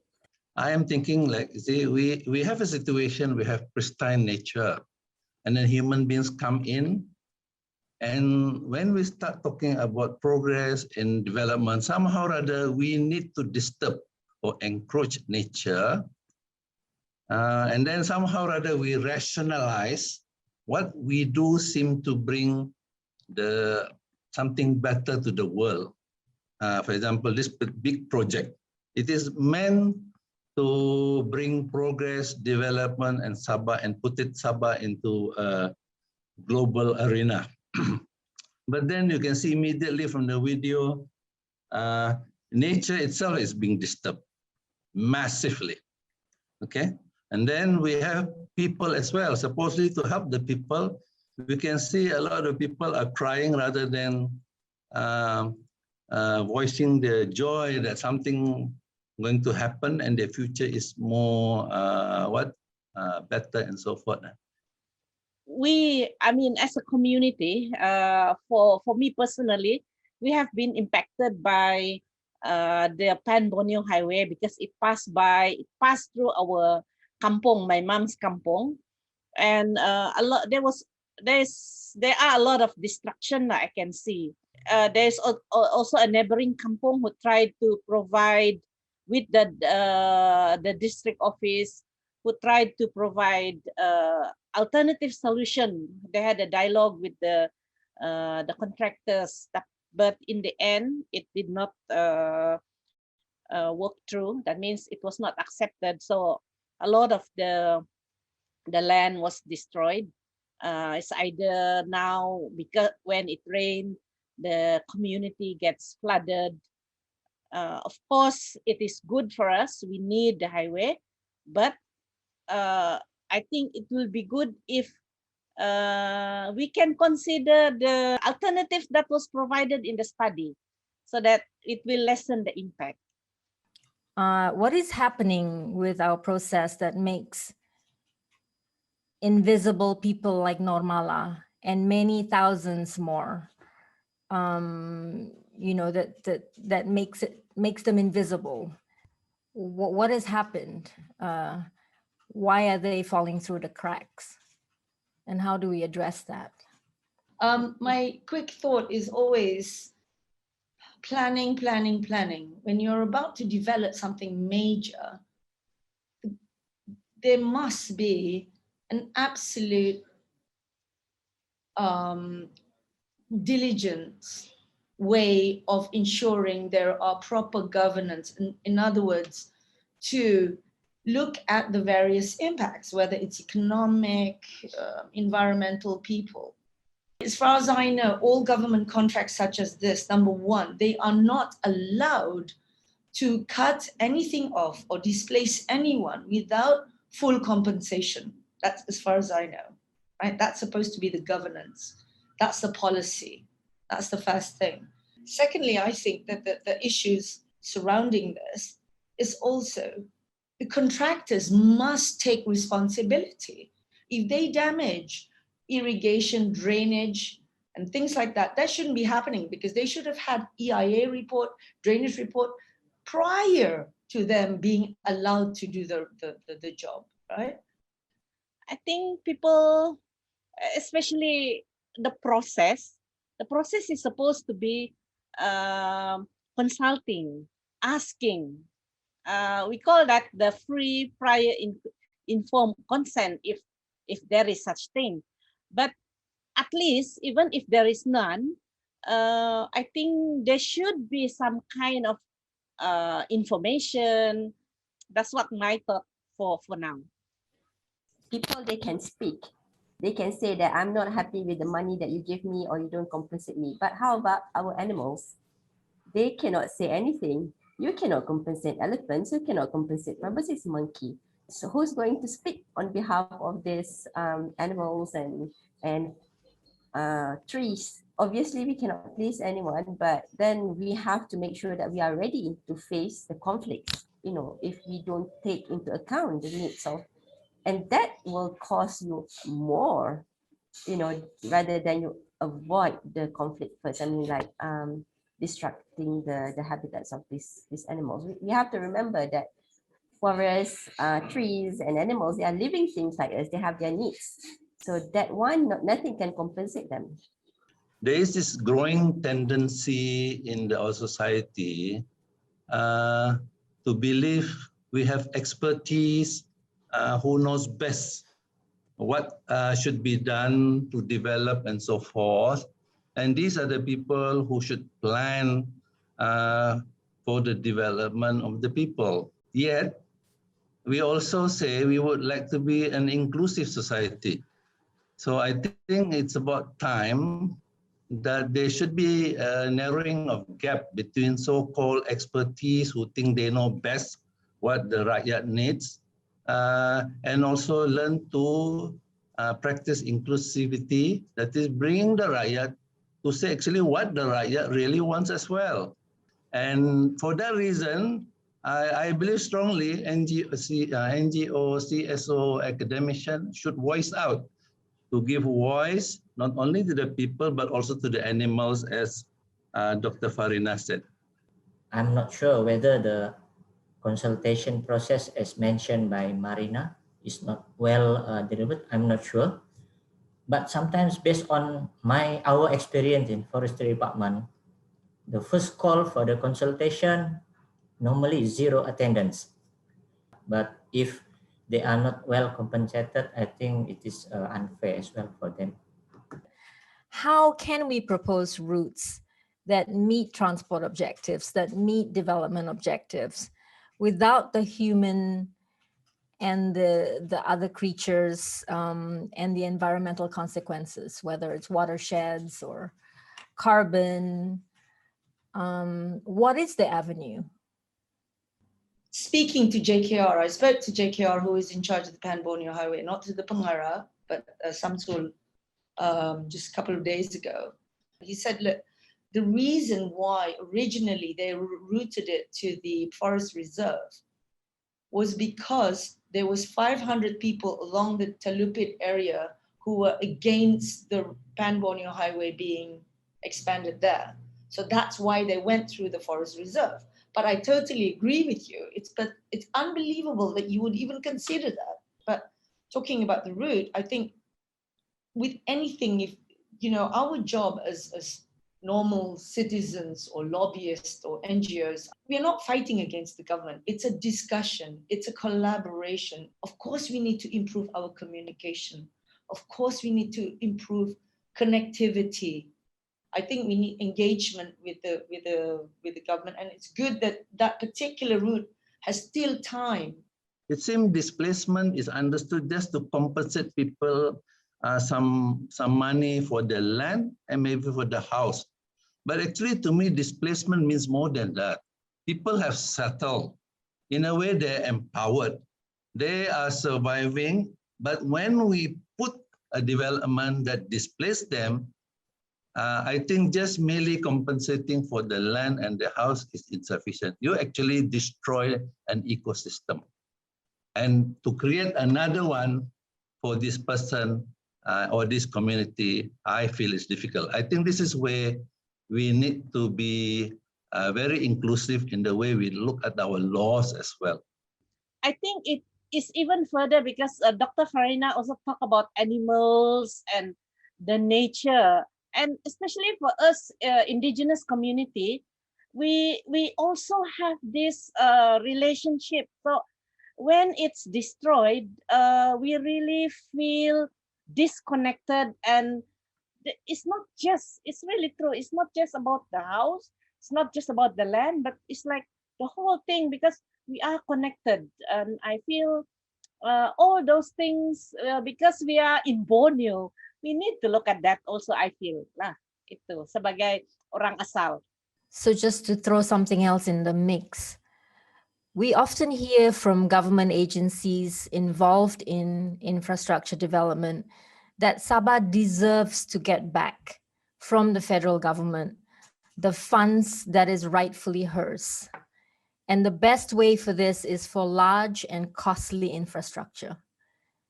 Is this a general sentiment? And if so, how do we grapple with it so it doesn't distort or damage our future?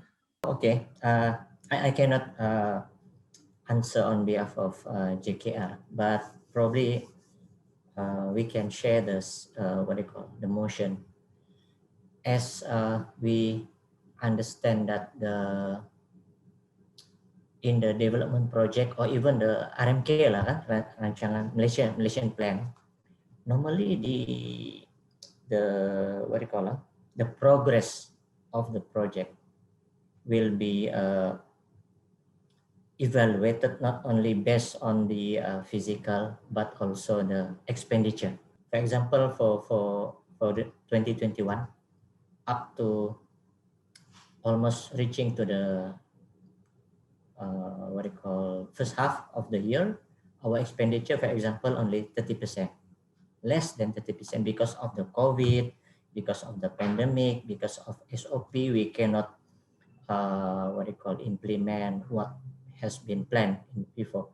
So again, the funders, I mean from the federal, sometimes okay, if you don't spend well, we will take back. This is another issue, right?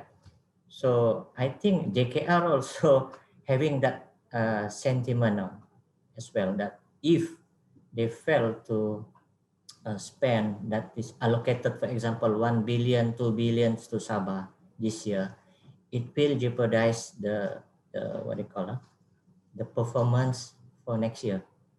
It will jeopardize the allocation for next year because of this year we cannot spend that amount that has been allocated. If we have the money, okay, fine. If we need to do development, fine. But why can't we do it in the right way? Why everything has to go so quickly that they don't even look at the EIA? They don't really, ask all the consult all the stakeholders, like do it properly, although it will take maybe, I understand that government allocation maybe have a deadline, like when Indra said, maybe 1 year or 5 years. But you do it properly so that everyone can benefits from it. And we have to involve more young people. When you involve more young people, then they will come up with, different alternative. If it is allocated to Sabah, I mean, as a civil society and a citizen of Sabah, why is it that they have to take it back? So I think that suggestion, the first suggestion, our politician must push. They must voice that out, and then it can be kept in Sabah. After all, it's rightly our money. So then the pace can be done. We can pace the development. I think revolving around the accountability and the funding, I think that they certainly, if there are two things here. They have the allocation, they've got the budget to build the road, right? So they are obviously, in your alignment, there's shorter route by 8 kilometers.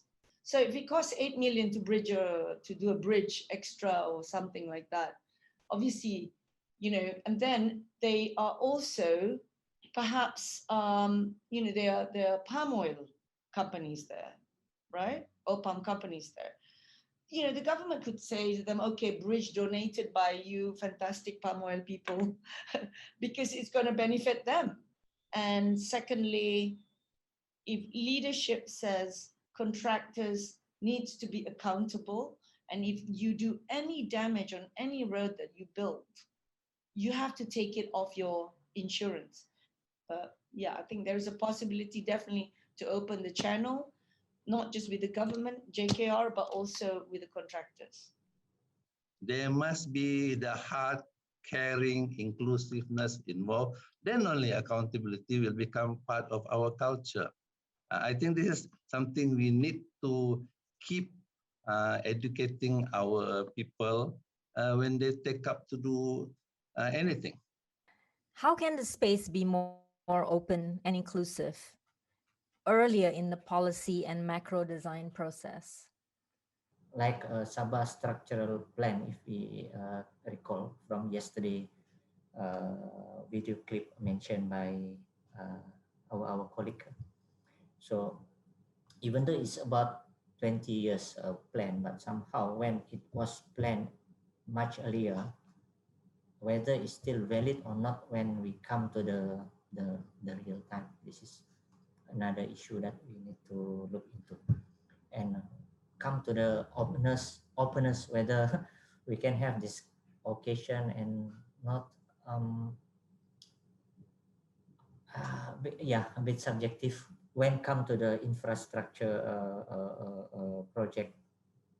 maybe we should pass a law saying, when you want to have a master plan, first, it should be made illegal to implement it until everyone is consulted and we have a proper hearing. Then inclusivity becomes a reality, see? Because it starts with a very strong law. All your master plan goes through every department. There may be 16 departments, and every department has a right to comment on your master plan. Then, even after that, before it goes into a state level to look at it, into the state planning, they have to have a public consultation, and then you have to advertise it. Okay, see any objection whatsoever. It is actually already in the law. I have a little bit of a summary here. It's non-exhaustive. Firstly, we can't please everyone, but we can do a lot better. And there are practical alternatives that are significantly less negative for people and for nature. For example, the impact on elephants of Tawai Forest Reserve route would be catastrophic without modifications, and the scale of displacement along the PBH is unnecessary. Infrastructure development will be done better if it is less top-down and we are able to gather the voices of the stakeholders, of civil society, and of youth. Public consultation in master planning and project design is not easy, but it is essential. Contractors must also take responsibility and be held to account for the impact of any delivery failures. They undertake technical studies to avoid these and hold insurance for these purposes. The approach to compensation that sees displacement only as a material issue to be resolved without money is much too limiting. Human well-being is linked to place, memory, and a whole social and ecological ecosystem that which are destroyed by displacement in ways that money cannot solve. This is especially true for indigenous communities.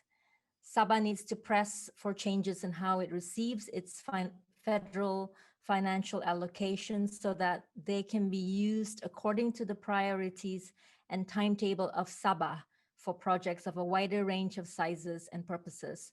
Overall, we need greater imagination and flexibility in approaching what kinds of infrastructure development actually needs doing in Sabah.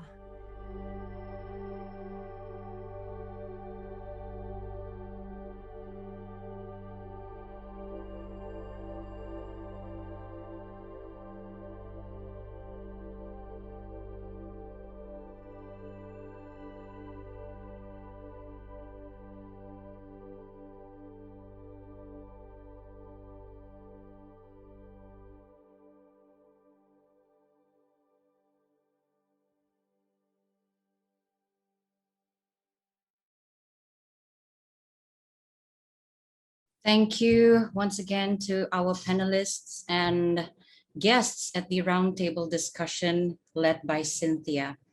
And thank you for staying with us, for those of you who are still with us, either on this forum live now or on Facebook.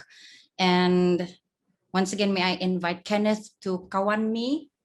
It's always good to not do things alone. Always. Kawan. Hey kawan, kau sudah Macam. makan ke kawan? Belum lagi, dalam stres. Sudah. Okay lah, mau practice lagi.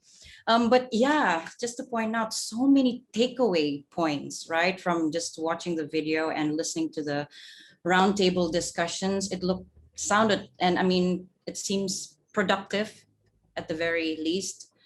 And I mean, even from my own side, macam banyak saya rasa saya mau tanya ini macam, you know, talking about displacement, talking about federal and state power separation, very, very important for us to go into details and how we can make it happen moving forward. Tapi soalan pertama yang paling penting saya rasa I wanted to ask is, siapa si Koro? Si Koro? Our elephant whisperer. Yeah, I mean, kudos to the Tawai community rangers and everyone who's doing their part. And I just want to point out to some of the questions, Kenneth, that we already had before the second docu-series was played, including this one from Yokmoy. How is the status and progress of engaging the local authorities to seriously consider or adopt or implement alternatives to the route of for the Pan Borneo Highway in the environmentally sensitive Telupit area, which was already answered through the second docu-series video, right? And also, I'd like to answer that question a little more fully. Okay, yes, please. In a more updated way. Because of the advocacy work that we've done, reaching out to government agencies, reaching out to everyone we can reach out to, we have a very important meeting on Thursday morning, which was initiated because we wrote to the Chief Minister, and a very important meeting hosted by Hasil Bumi is happening with all the government agencies relevant to the topic, including Sabah Forestry Department, JKR, and the communities and ourselves. And we will be presenting the route options. JKR will also be sharing, and I hope that it will lead to a good result. But that is the latest update. That sounds like great news. It is, right? It's very good because it's extra engagement, with civil society, government, and stakeholders. One bit inside to that before we move on, I just want to say our results for the previous poll with the EIA process. Just want to say what's the most. It's 67% is earlier planning in the overall EIA development process. That is the results of all our attendees. And in that side, relating to our video as well, do you mind putting up the poll that we prepared for this video as well, that we can just answer in the background and review the results later? And yeah, while we do that, there it is. Let's try and see what's our take on this one. How should we improve infrastructure development in Sabah? It's a pretty general question, but let me also, less top-down approach. Yeah, compensation for yeah, contractors to take over lines. Yeah, systematic change in project. Of course, submit. Okay. Okay, well, that's playing in the background. Let's move on to the questions. We are running a bit behind on schedule, so we try to find the most hard-hitting ones. Okay, so no need to read all, kan? Yeah, because we can also have another session right after our findings. So we can ask all our panelists, our speakers, please put on your videos. And if it calls out to you, please answer. Hello, speakers. And yeah, I forgot. How rude am I to thank our roundtable guests just now. Thank you, Puan N. Thank you, Dr. Muhammad Halim Muhammad Razi. Thank you, Marina Harris. Thank you, Indra Purwandita, and also Dr. Farina from Saratu Atay. And it was good to hear everyone's insights, very useful. And yeah, hello again, once again, panelists. And let's take a look at some of the questions that you might find useful to share the answers here at the forum. Which one should we start with? Partner, Kenneth? I think this is quite interesting. It kind of blends in the first video and the second video. This is from Jonas Delange. He asked, we saw solutions for the Telupit stretch with suggested alternative routes. What are your suggestions for the Tuaran Kudat stretch? Where would 3H take it from here? What questions would be taken? And the last question, what can we learn from all this gathered information for big development projects in the future to avoid the problems faced during the development of the PBH? I think the answer to this would probably summarize our whole forum. But yeah, anyone, feel free to. Well, let me chime in quickly. The problem with that stretch is that it had already started and it was a question of coming in too late. I think if it had not started, we would, just like with the Telupit stretch, be drawing up alternatives. If you were to go there, you'll see that it's well on the way. There's already a lot of roadworks happening. Where will we take it from here? We will not stop. This is the start for us, and now we make it as a systemic part of our work to continue along the track. Excuse the pun. You'll see from our findings later on that we are recommending certain things, and we will pursue that. We will pursue until we get somewhere. What can we learn from all this gathered information for big development projects? We hope we will succeed in changing the process. And particularly one of our recommendations is the strengthening of the EIA process, but also more strategic planning at early stages, and more about that during the findings presentation. I hope that answers your question, Jonas. Yeah. Anyone else wants I'd like to give it a go? Nicola. Yeah, I'd like to chime in about the Tuaran to Kudat stretch, if I can. I think that, as Cynthia says, yes, they've already started the highway, and there's been a number of issues associated with it. But I think we really need to kind of underscore that the highway, the two-lane coastal route, goes through a number of forest reserves, mangrove forest reserves. It also goes through a number of areas that are unprotected that have proboscis monkey. And a few years back now, we provided this information to JKR. I think, and JKR actually fed back to us that not only is there the two-lane coastal Pan Borneo Highway route going from Tuaran to Kudat, but in the future there will be an upgrade of the existing road that will also be a highway up to Kudat. So then we'll have two highways going up to Kudat. So I think right now the road hasn't fully been constructed. Alternative alignments could be found that actually reroute around the protected areas, or the mangrove forest reserves rather, and areas that are really kind of critical to proboscis monkey groups at the moment. Perhaps a significant discussion with JKR, with the contractors, with 3H Coalition and other collaborators, could be had to actually say, okay, this is a situation right now. How can we start to lessen the impact on these proboscis monkey groups? Thank you, Nicola, Dr. Nicola, and also Cynthia for answering Jonas's questions. We have so many coming in. Let's try this one also. Is it possible for humans and elephants to be educated and eventually assimilate to live side by side with the villages, not afraid to forage the forests, and elephants allowed to pass through? Maybe this one we can direct to either Dr. Farina from Seratu Atai, or also Puan N from Simbang from Pakos.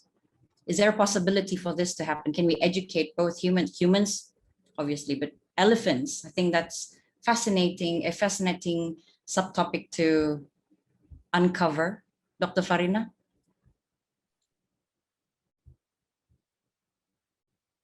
Sorry, Farina, you're muted.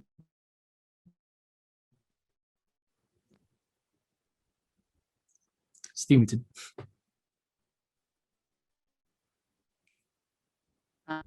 Technology, they're either our friend or they give us headaches. Should Anne go first while Farina sorts out her... Okay. Yeah, maybe one N can hear. Well, I think for us, indigenous community, we have always lived in harmony with nature. And for those, I think you have seen in the film just now, the community, the youths who are part of the project, Koro, you mentioned the word, he's Koro. He's actually an elephant whisperer, can talk to the talk to the elephant. And the people in Kinabatangan has always lived in harmony with the elephants. Elephants have been there all these years, but they didn't have a lot of issues because they know each other.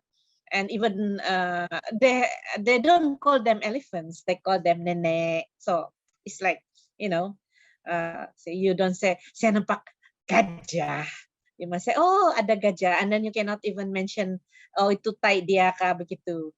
So memang from time immemorial, the elephants or the nature has been with us, so we can live in harmony. I believe, and it's part of our life's journey on earth. They play a very important role. Yeah, that's what I can say as an indigenous person. Thank you. And can you all hear me now? Yes. Okay. Yes, all right. yes, It's always perfect. happened to me, so I'm ready. Well, okay. Coming back to if we can change the elephants.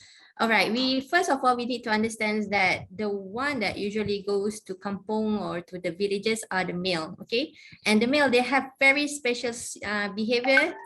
They don't care about the risk. You know, high gain, high risk. So basically, they don't mind to go to risky area just to make sure that they can eat a lot and then they can have a, you know, fit body so that they can reproduce more and more. So that's the special behavior of the male elephants. But there are a lot of you know, emphasis having given to elephant cognition and how to understand how people how elephants learn new things. You know, for example, in India, they've shown that male elephants, they will try to create a group, form a group so that they all can face whatever challenges, you know.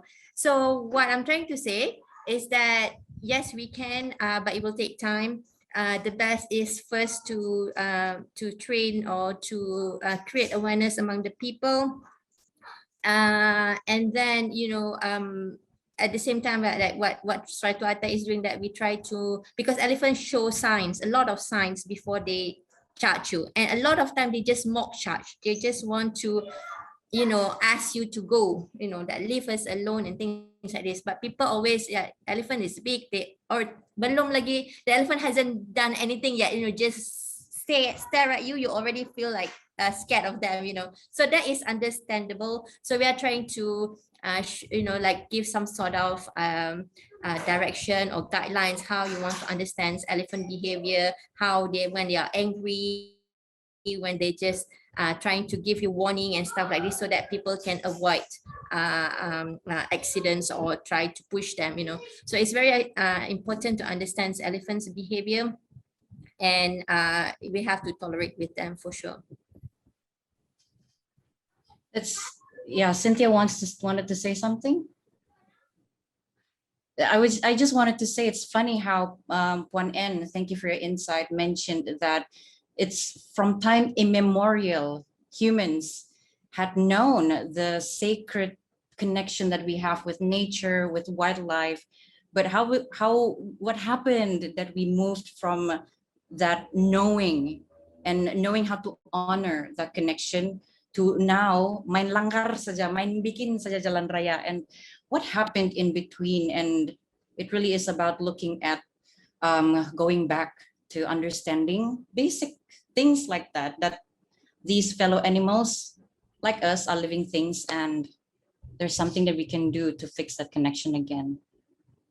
We actually have many questions coming in, but unfortunately our time is limited, and we are going to go on to the third and probably to sum up today's docu-series in a presentation that we will hear from Cynthia and the technical team, technical apa gitu? Experts, yeah, the TEs, to talk about the findings and recommendations and ways to go forward. So the whole team is consisting of Sylvia Yorath, Dr. Casey Ng, Dr. Nicola, once again, Cheng Kok On, and also Cynthia herself. I am going to hand it over to Sylvia. Hi, Sylvia, take it away. So yeah, good afternoon, everybody. Yeah, thanks for joining us today. I'm going to whiz through this quite quickly.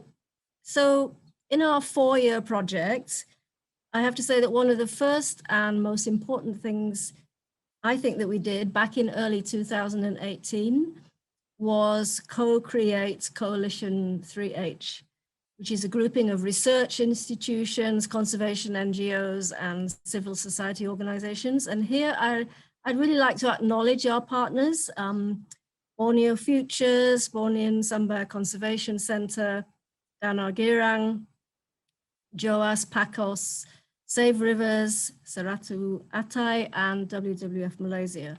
And together, I think we are more than the sum of our parts. And I'm confident that Coalition 3H will continue to be a forceful voice in Sabah in the future. So next slide.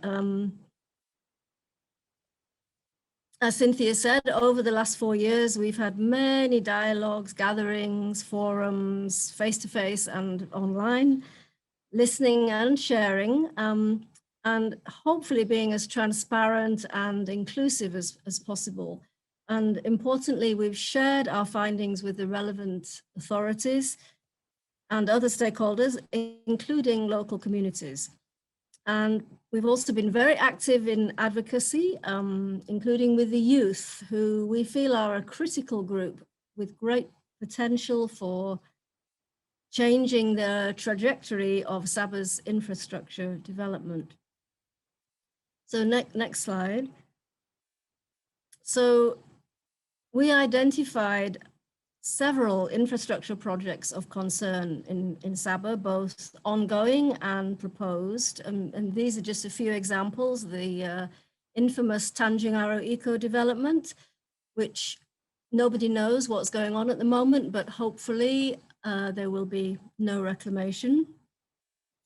Sand mining in Balambangan, which hopefully has been stopped due to actions from partly from Coalition 3H. The Sukau Bridge, which we'll hear more about later. The possible extension of the gold mining near Tawau, just to mention a few projects of concern. So next slide. So zooming in on the Pan Borneo Highway, we identified 5 main areas of concern, some of which we've heard about today in the videos. The Papar area, where the construction is ongoing through rice fields. The Serosuk to the tip of Borneo stretch, where construction is ongoing in one work package only, work package 10 near Kuala Abai. The Telupit Tawai area, which is part of the Ranau to mile 32 stretch, where construction has not yet started. And the existing Kinabatangang Bridge area, where also construction has not yet started. And last but certainly not least, the Kalabakan to Sepulut stretch in the southern region of Sabah, which is actually under phase 3 of Pan Borneo Highway and also not yet started. So all the other 4 are under phase 1, which is a total of about 706 kilometers. With a original budget of about 13 billion ringgit. And so far, as far as we know, less than half of the work packages have been started. And basically the majority of them haven't even started yet. And a lot of them don't even have environmental impact assessment documents as far as we know yet. So I'm now going to pass on to my colleagues for greater details on each of these areas. In terms of social economic impacts, we found there will be quite a number of houses will be lost and affected. What we did was using GIS software to map out the planned roadworks of PBH in all regions. And we overlay an imaginary road expansion width of 50 meters, 75 meters, and 100 meters. As a minimum, if we apply the 50-meter width expansion scenario, about 1,700 houses are expected to be demolished. Under the 100 meters width expansion scenario, about 7,000 houses will be lost. The map with blue dots on the screen shows areas affected and the intensity. We additionally found between 3,000 to 6,600 hectares of agricultural land will be taken over by the highway building process. This includes native land titles of 726 to 1,918 hectares, depending on road width expansion scenarios. Last year, various teams of young people did filming to produce some documentaries. Locals living along the road building site they interviewed mentioned they knew nothing of the planning and design process. And the locals were told to vacate suddenly by the contractors. Alarmingly, we also realized that the Telupit town will be bypassed by the new highway. The town has always been a popular stopover by travelers and tourists along the Kundasan-Sandakan journey. If the planned bypass goes ahead, businesses and the people in Telupit will be badly affected economically. We are particularly worried about food security. Farmers complain the roadwork disturbs the paddy field hydrology, and they found difficulty to maintain the rice fields. Again, this is unfavorable because the government have also invested a lot of money in the past to improve paddy field irrigation. Of course, we also have to remember rice is an important cultural element in Sabah. We should not lose the rice field, or it will eventually lead to cultural loss. So what are some of the key environmental impacts? Well, for the Tuaran to Kudat stretch of the Pan Borneo Highway, the highway will actually cut through many mangrove forest reserves. These are critical habitats for many species, including the endangered proboscis monkey. In fact, the proboscis monkey found within this region is genetically distinct from other populations in Sabah. And you can see locations of proboscis monkey found within the maps below, and you can see where the Pan Borneo Highway will be dissecting some of the groups that are found within the area. The Pan Borneo Highway will also increase sedimentation, which will have an impact on the mangroves, the seabeds found within those areas, which will then have an impact on local fishery community livelihoods also. But it's not just the proboscis monkey. We've also been focusing greatly on elephants and the impact that the highway will have on elephants. In this slide, you can actually see the known location range of 20 collared elephants whose range intersects with the Pan Borneo Highway, or the proposed areas of the Pan Borneo Highway. And you can see that in the black crosshatch. Now in the orange areas, those are areas that are highly frequented by these 20 collared individuals. And you can see for the northern Telupit part, and you can see many areas along the Calabacan part. These are areas that are highly used by these collared elephants. And if they're using these these areas, then I'm sure many of the other elephants within the herds are also using the same sites. With the Pan Borneo Highway going through these areas, we've already seen in the docu-series that there may be increase in conflicts and also vehicle collisions, which will be dangerous for humans and elephants. But in fact, it's not just the Pan Borneo Highway that is giving us cause for concern for Sabah's elephants. If we look at the Kinabatangan, a similar study has been done with 14 collared elephants within that area, and the Sukau Bridge and the proposed road that you can see in pink that will go from Sukau to Tabin and Eastern Sabah will dissect an area that's highly used by the Kinabatangan population. But it's not just proposed new roads that will impact elephants. In fact, in the Sabah structure plan, we can see that there's rail networks and also pipelines that are proposed. So when you have the Pan Borneo Highway, in addition to pipelines, in addition to railways, these areas are going to highly fragment the elephant range population. But it's not just elephants that are going to be impacted. If we have a look at the maps here, we can see the distribution of other key species of concern in Sabah in green.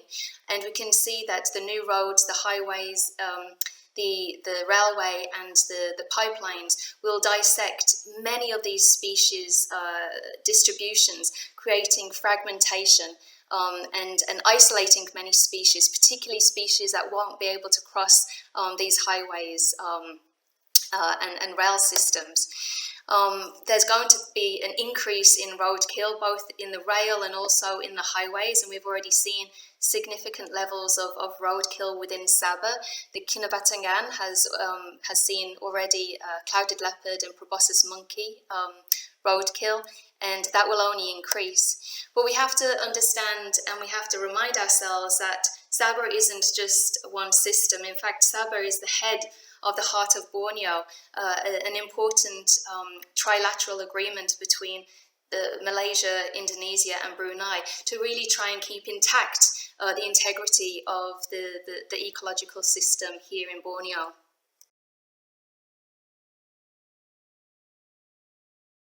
Thank you, Mickey.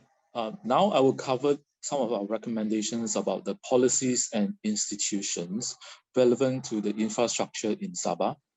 Now, first of all, actually the policies have been well formulated in the Sabah Structure Plan 2033. In this plan, there are already clear recommendations about what should or should not be done. For example, if you look at the box on the left-hand side, it says that in environmentally sensitive areas, there should be no development, there should be no loss of biodiversity. But if you construct a road cutting through forest reserve, then obviously that is going against the Sabah Structure Plan 2033. The lower half of the screen on your left-hand side says that tunnels and underpass should be constructed if forest connectivity has been disturbed. Of course, we heard what Sylvia said earlier about the effectiveness of these proposals, but nonetheless, they have been recommended in Sabah Structure Plan. So the question is, why is it that some of the projects have not complied with these recommendations? Our suggestions also include that we should have strategic planning before the EIA process.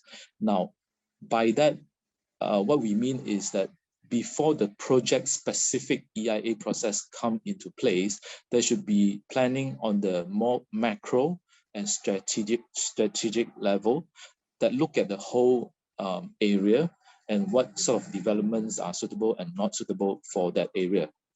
During this strategic planning phase, we can receive valuable knowledge and expertise from various stakeholders in respect of how the planning should be done.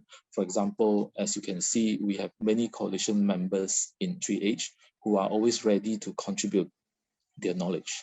So if we plan properly, then we will avoid all the costly changes afterwards, such as the Torang Kudat stretch, which might be too late to do anything about it, but the Telupit stretch, it might be possible to do it. But if we had proper planning before the project even begin, all these would not be necessary.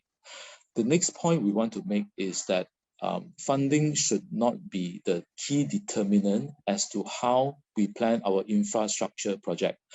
Of course, funding is important, but during the project, during this whole project, we have come across feedbacks to the effect that because Sabah has been allocated certain funds annually by the federal budget, Sabah must use them within that fiscal year. If Sabah fails to use them, then the money will be in a way lost and bring forward to the next year where the budget process have to start again.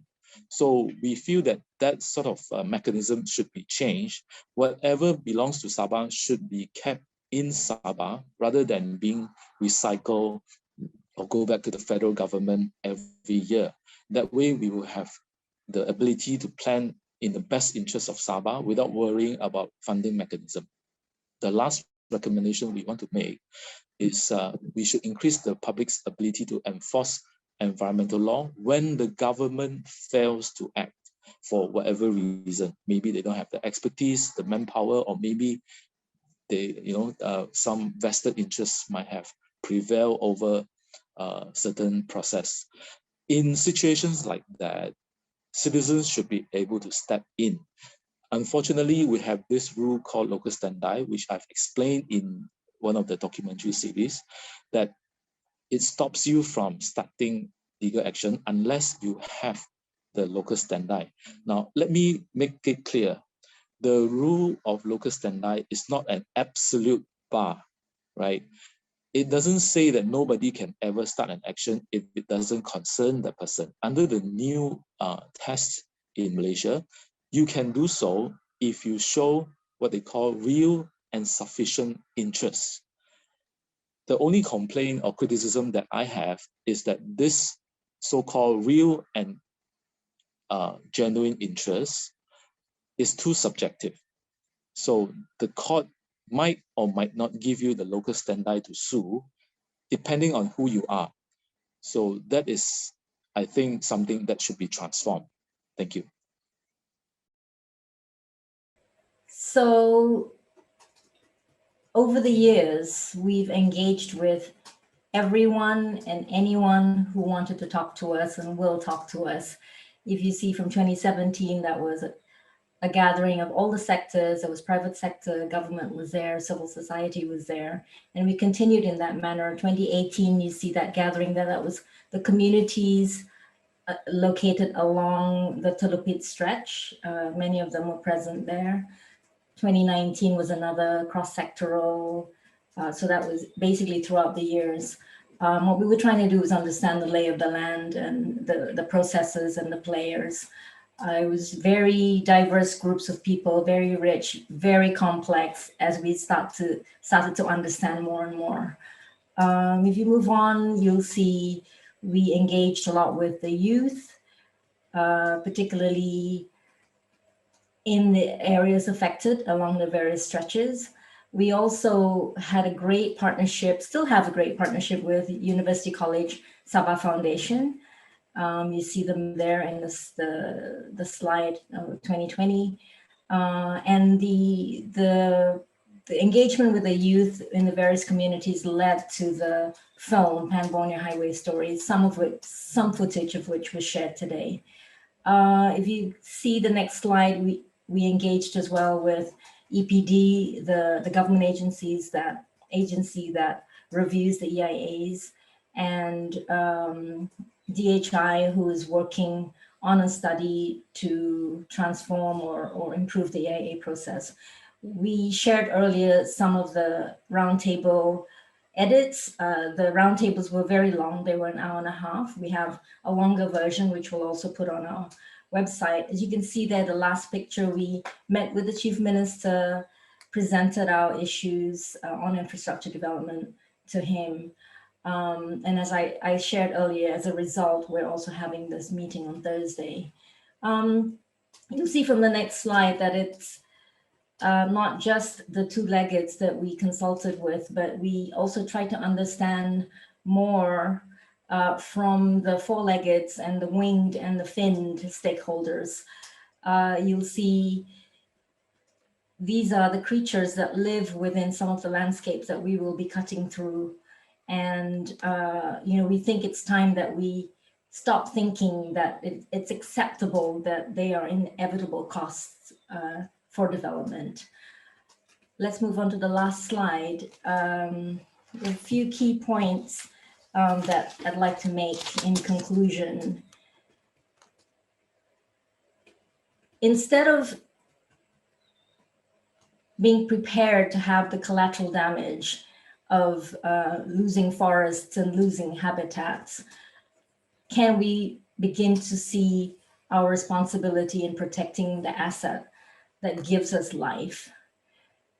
And the second point is understanding better where people are, where species are, using spatial mapping as we've done, and then going to the ground and seeing who's there, eyeballing them, talking to them, and trying to understand what, how impacts would pan out if the roads were to be built there. Better options. Can we look at alternative locations that are not in forest reserves, that are not habitats of endangered species? We know that there are options, and when there are really no options, can we find imaginative mitigation measures?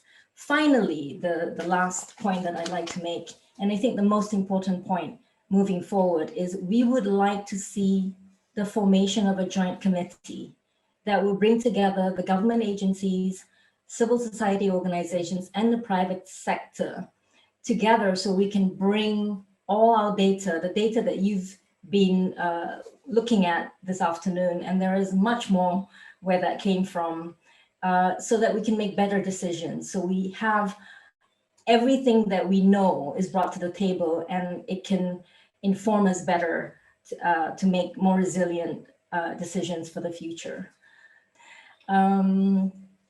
So in closing, there is a full report, 76 pages, that goes into detail, really interesting detail. It's not boring.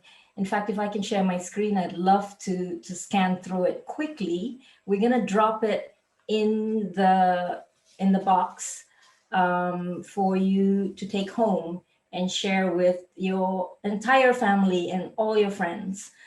So this is it. And it details, it's got pictures, it's got all the maps, and more than what you've seen today.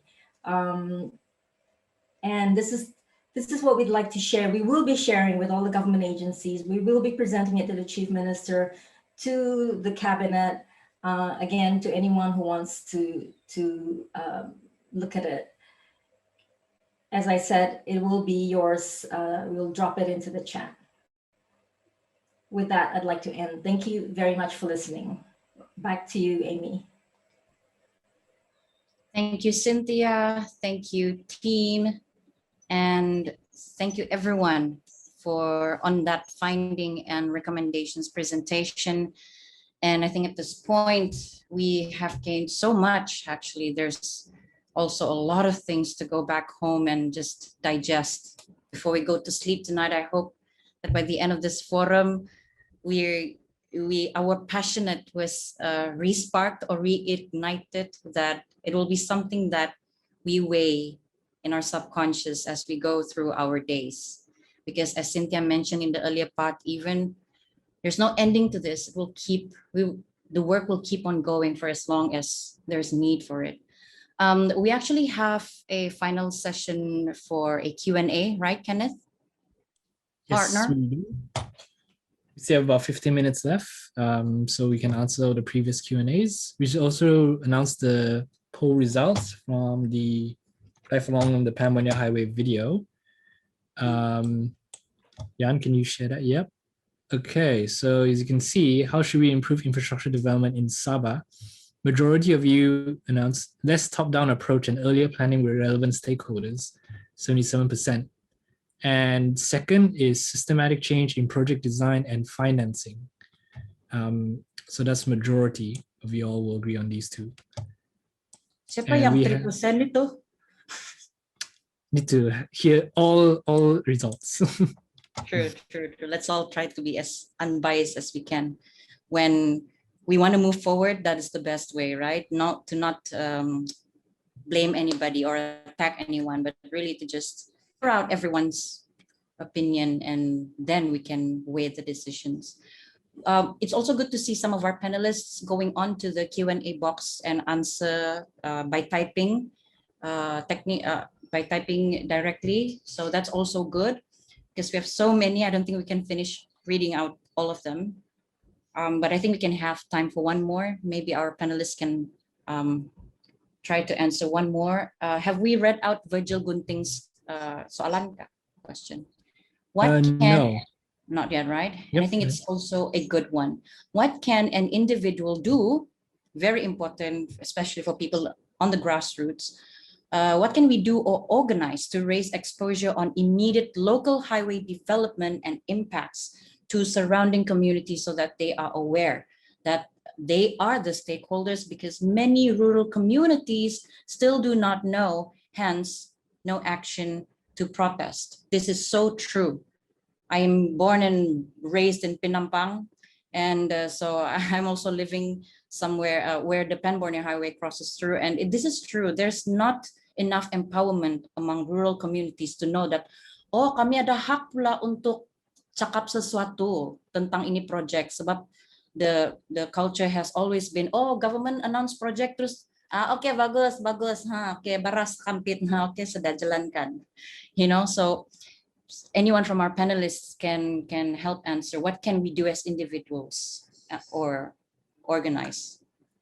I think that's maybe one end, since in the video you mentioned that your mom and your family itself got affected by the Pan Borneo Highway, and they were displaced themselves, so they were directly affected. So maybe from your experience. Yeah, definitely because of our culture, and also I think it's the whole education system. People don't question, terima saja. But I think as an individual, I think we have the responsibility to pass on information, to talk to our neighbors. If there's something that is happening, we said, you ask question. And I think it's much more easier now to disseminate information, because we have what we call WhatsApp group, and it's easier for us to pass information compared to maybe last time. So I think, and I feel this time, especially this project, the 3H, it's the first time actually that we are doing something, and we are getting people, and we are portraying what is the community's perception. So I feel as an individual, we have the responsibility to tell and inform and about whatever we know. Daripada membaca fake news, bagus kita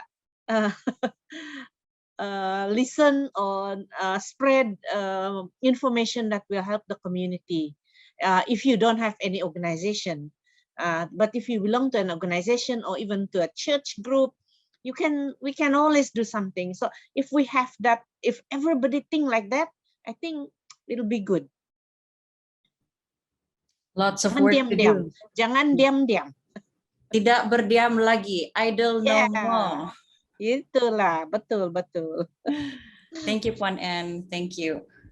Yep, empowerment. It's a lot of work, but it's possible. I think many voices to be heard, at the end of the day. Yeah, I do think we are heading towards that direction. Anybody? There'll be film round 2 Kan? In the future. It doesn't end here. Parang bilang.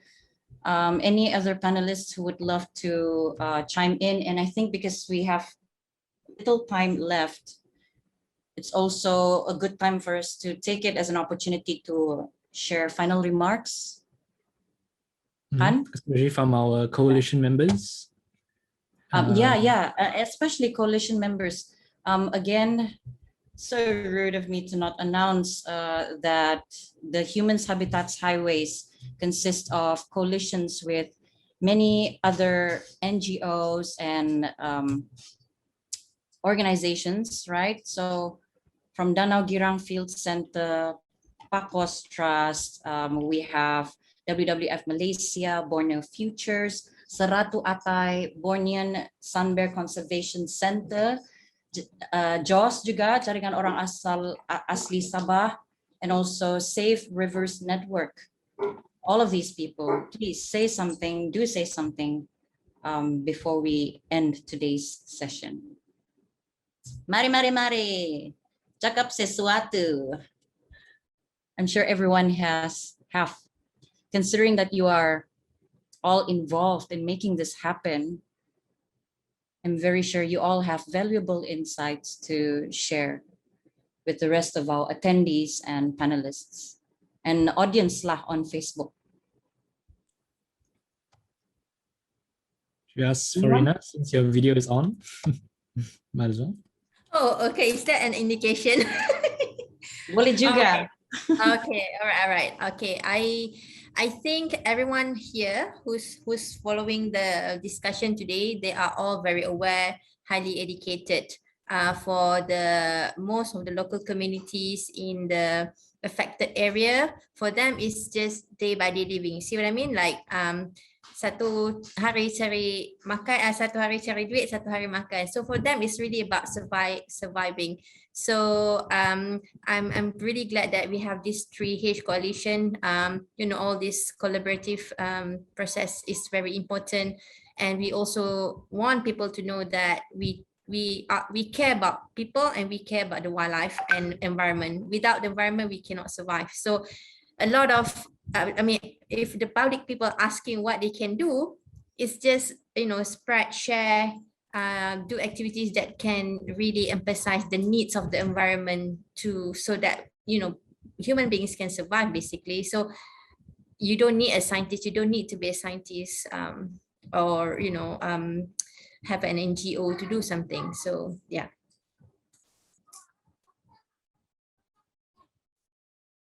That's from Dr. Farina Seratu Atay. We also heard from Pakos Trust by Puan En Lasimbang. Anyone from maybe Safe Rivers or? Not here. Not here. Danau Girang Field Center, Forever Sabah. Oh, Melina, would you want to chime in? Hi. Nice new look, Dr. Benoit. Yes. Good evening. Hi, Dr. Melina. The center together. So right now I'm taking the baton on the second part of this webinar. I really think that what Farina said is very important. When we talk about talking for those that don't have a voice like the animals, it's not because we don't care what the people have to say, or we don't care that the government has certainly legitimate desires for development, because at the end that helps people. But it is very true that not only in Sabah, but in the whole world, we have reached a moment in which we can't just go on having the same standards of what development is. Development cannot be anymore just creating more infrastructure without thinking without seeing the larger picture, without taking into consideration very large environmental impact assessments. I remember during our panel, we were saying that it shouldn't be seen as facts, but as a whole, how the whole thing impacts the environment, not just a stretch or another stretch. That is important, but overall, how overall this is going to affect everyone. So I think it's good and interesting that we all could come together and give our expertise from the science point of view to the social science to the people affected, because this is a story that needs to be told, because it happens everywhere in the world, not only in Sabah. So hopefully this will create a precedent for future projects.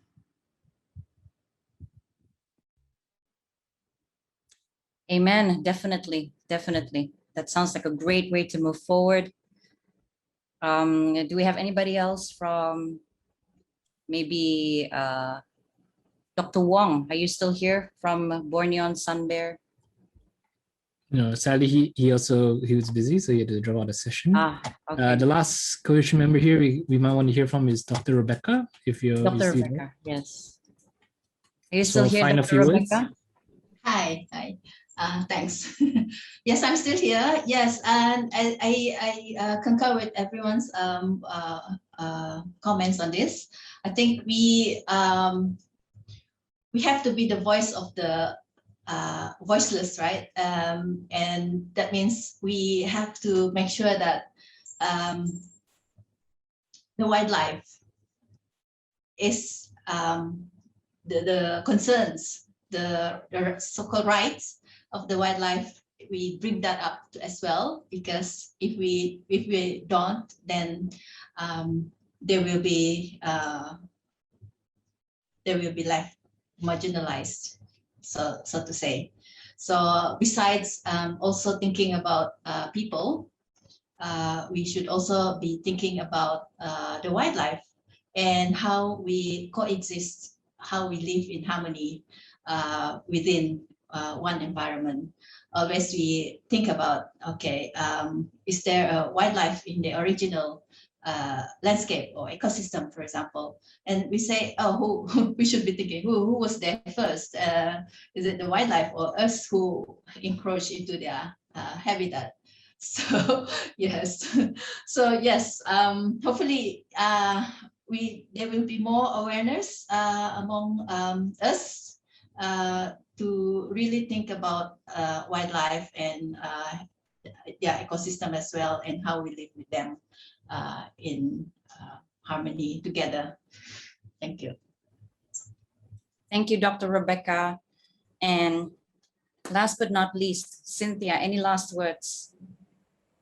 Yes, I have a little bit of a conclusion here, also, harvesting from the Q&A today. So 5 points. It is clear that nearly everyone we engage strongly wants and hopes Sabah can do the process significantly better. Today was in the same spirit. Second, the main way this can happen, nearly all agree, is by enabling Sabahans to better engage in the planning process, bringing our knowledge and passion, bringing their practical suggestions for better routes and better ways of investing in our state's future. All this means a less top-down approach. Third, the EIA process and EPD's role are key, and we have strong agreement across our society about the many ways we can make this stronger and more effective. Fourth, the Sabah Structured Plan 2033 and other legal and policy frameworks, including a strengthening commitment to tackling climate change, make clear that Sabah and Malaysia should be doing truly sustainable development planning. Civil society wants to help government to achieve that. The last point, where problems have been not noticed or ignored until the current implementation stage, but now need urgent action. Sorry, that's not very smooth, but never mind. We have seen today that it is not too late to make changes that would reduce catastrophic impacts on people and wildlife. We therefore strongly welcome the high-level meeting called by Hasil Bumi on 1st July to discuss the routing through the elephant zone of Telupit. Your participation today builds the momentum for a development approach in Sabah that enables all of us to assist in shaping Sabah's future. Let us hope that a joint committee can become a reality. Yes, so those are the 5 points. We sincerely hope that the Thursday meeting may lead to the building of some kind of more collaborative approach. So sembayanglah kamu semua. Thank you. Over to you, Amy. Thank you, Cynthia. Ya, terus sesembayang dalam hati. Yeah, and I can't help but notice that my takeaway from this entire 3-hour forum was how we wished we had an opportunity to chime in earlier in deciding a development or infrastructure project in our community. And as Cynthia mentioned many times, it's not too late. There is still hope. So guys, those of you who are watching, if you haven't done already, do follow and like Humans, Habitats, Highways on social media platforms, Facebook, Instagram, follow.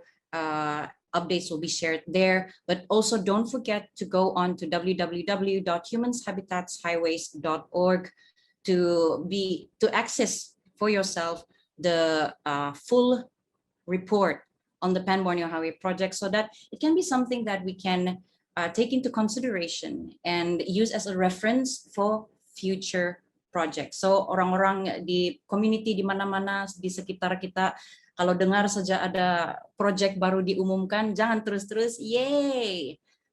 Our first reactions from any government announced project should be, have they done the EIA? You know what I mean? So hopefully after watching this forum, we will have that kind of spirit moving forward, that we can all do something about our states and our nature. Thank you, everyone. Stay safe, stay sane, and let's not, I don't feel like this is a culmination anyway, so keep the spirit going and burning. Till next time, take care. I'm Amy D signing off. Thank you, everyone.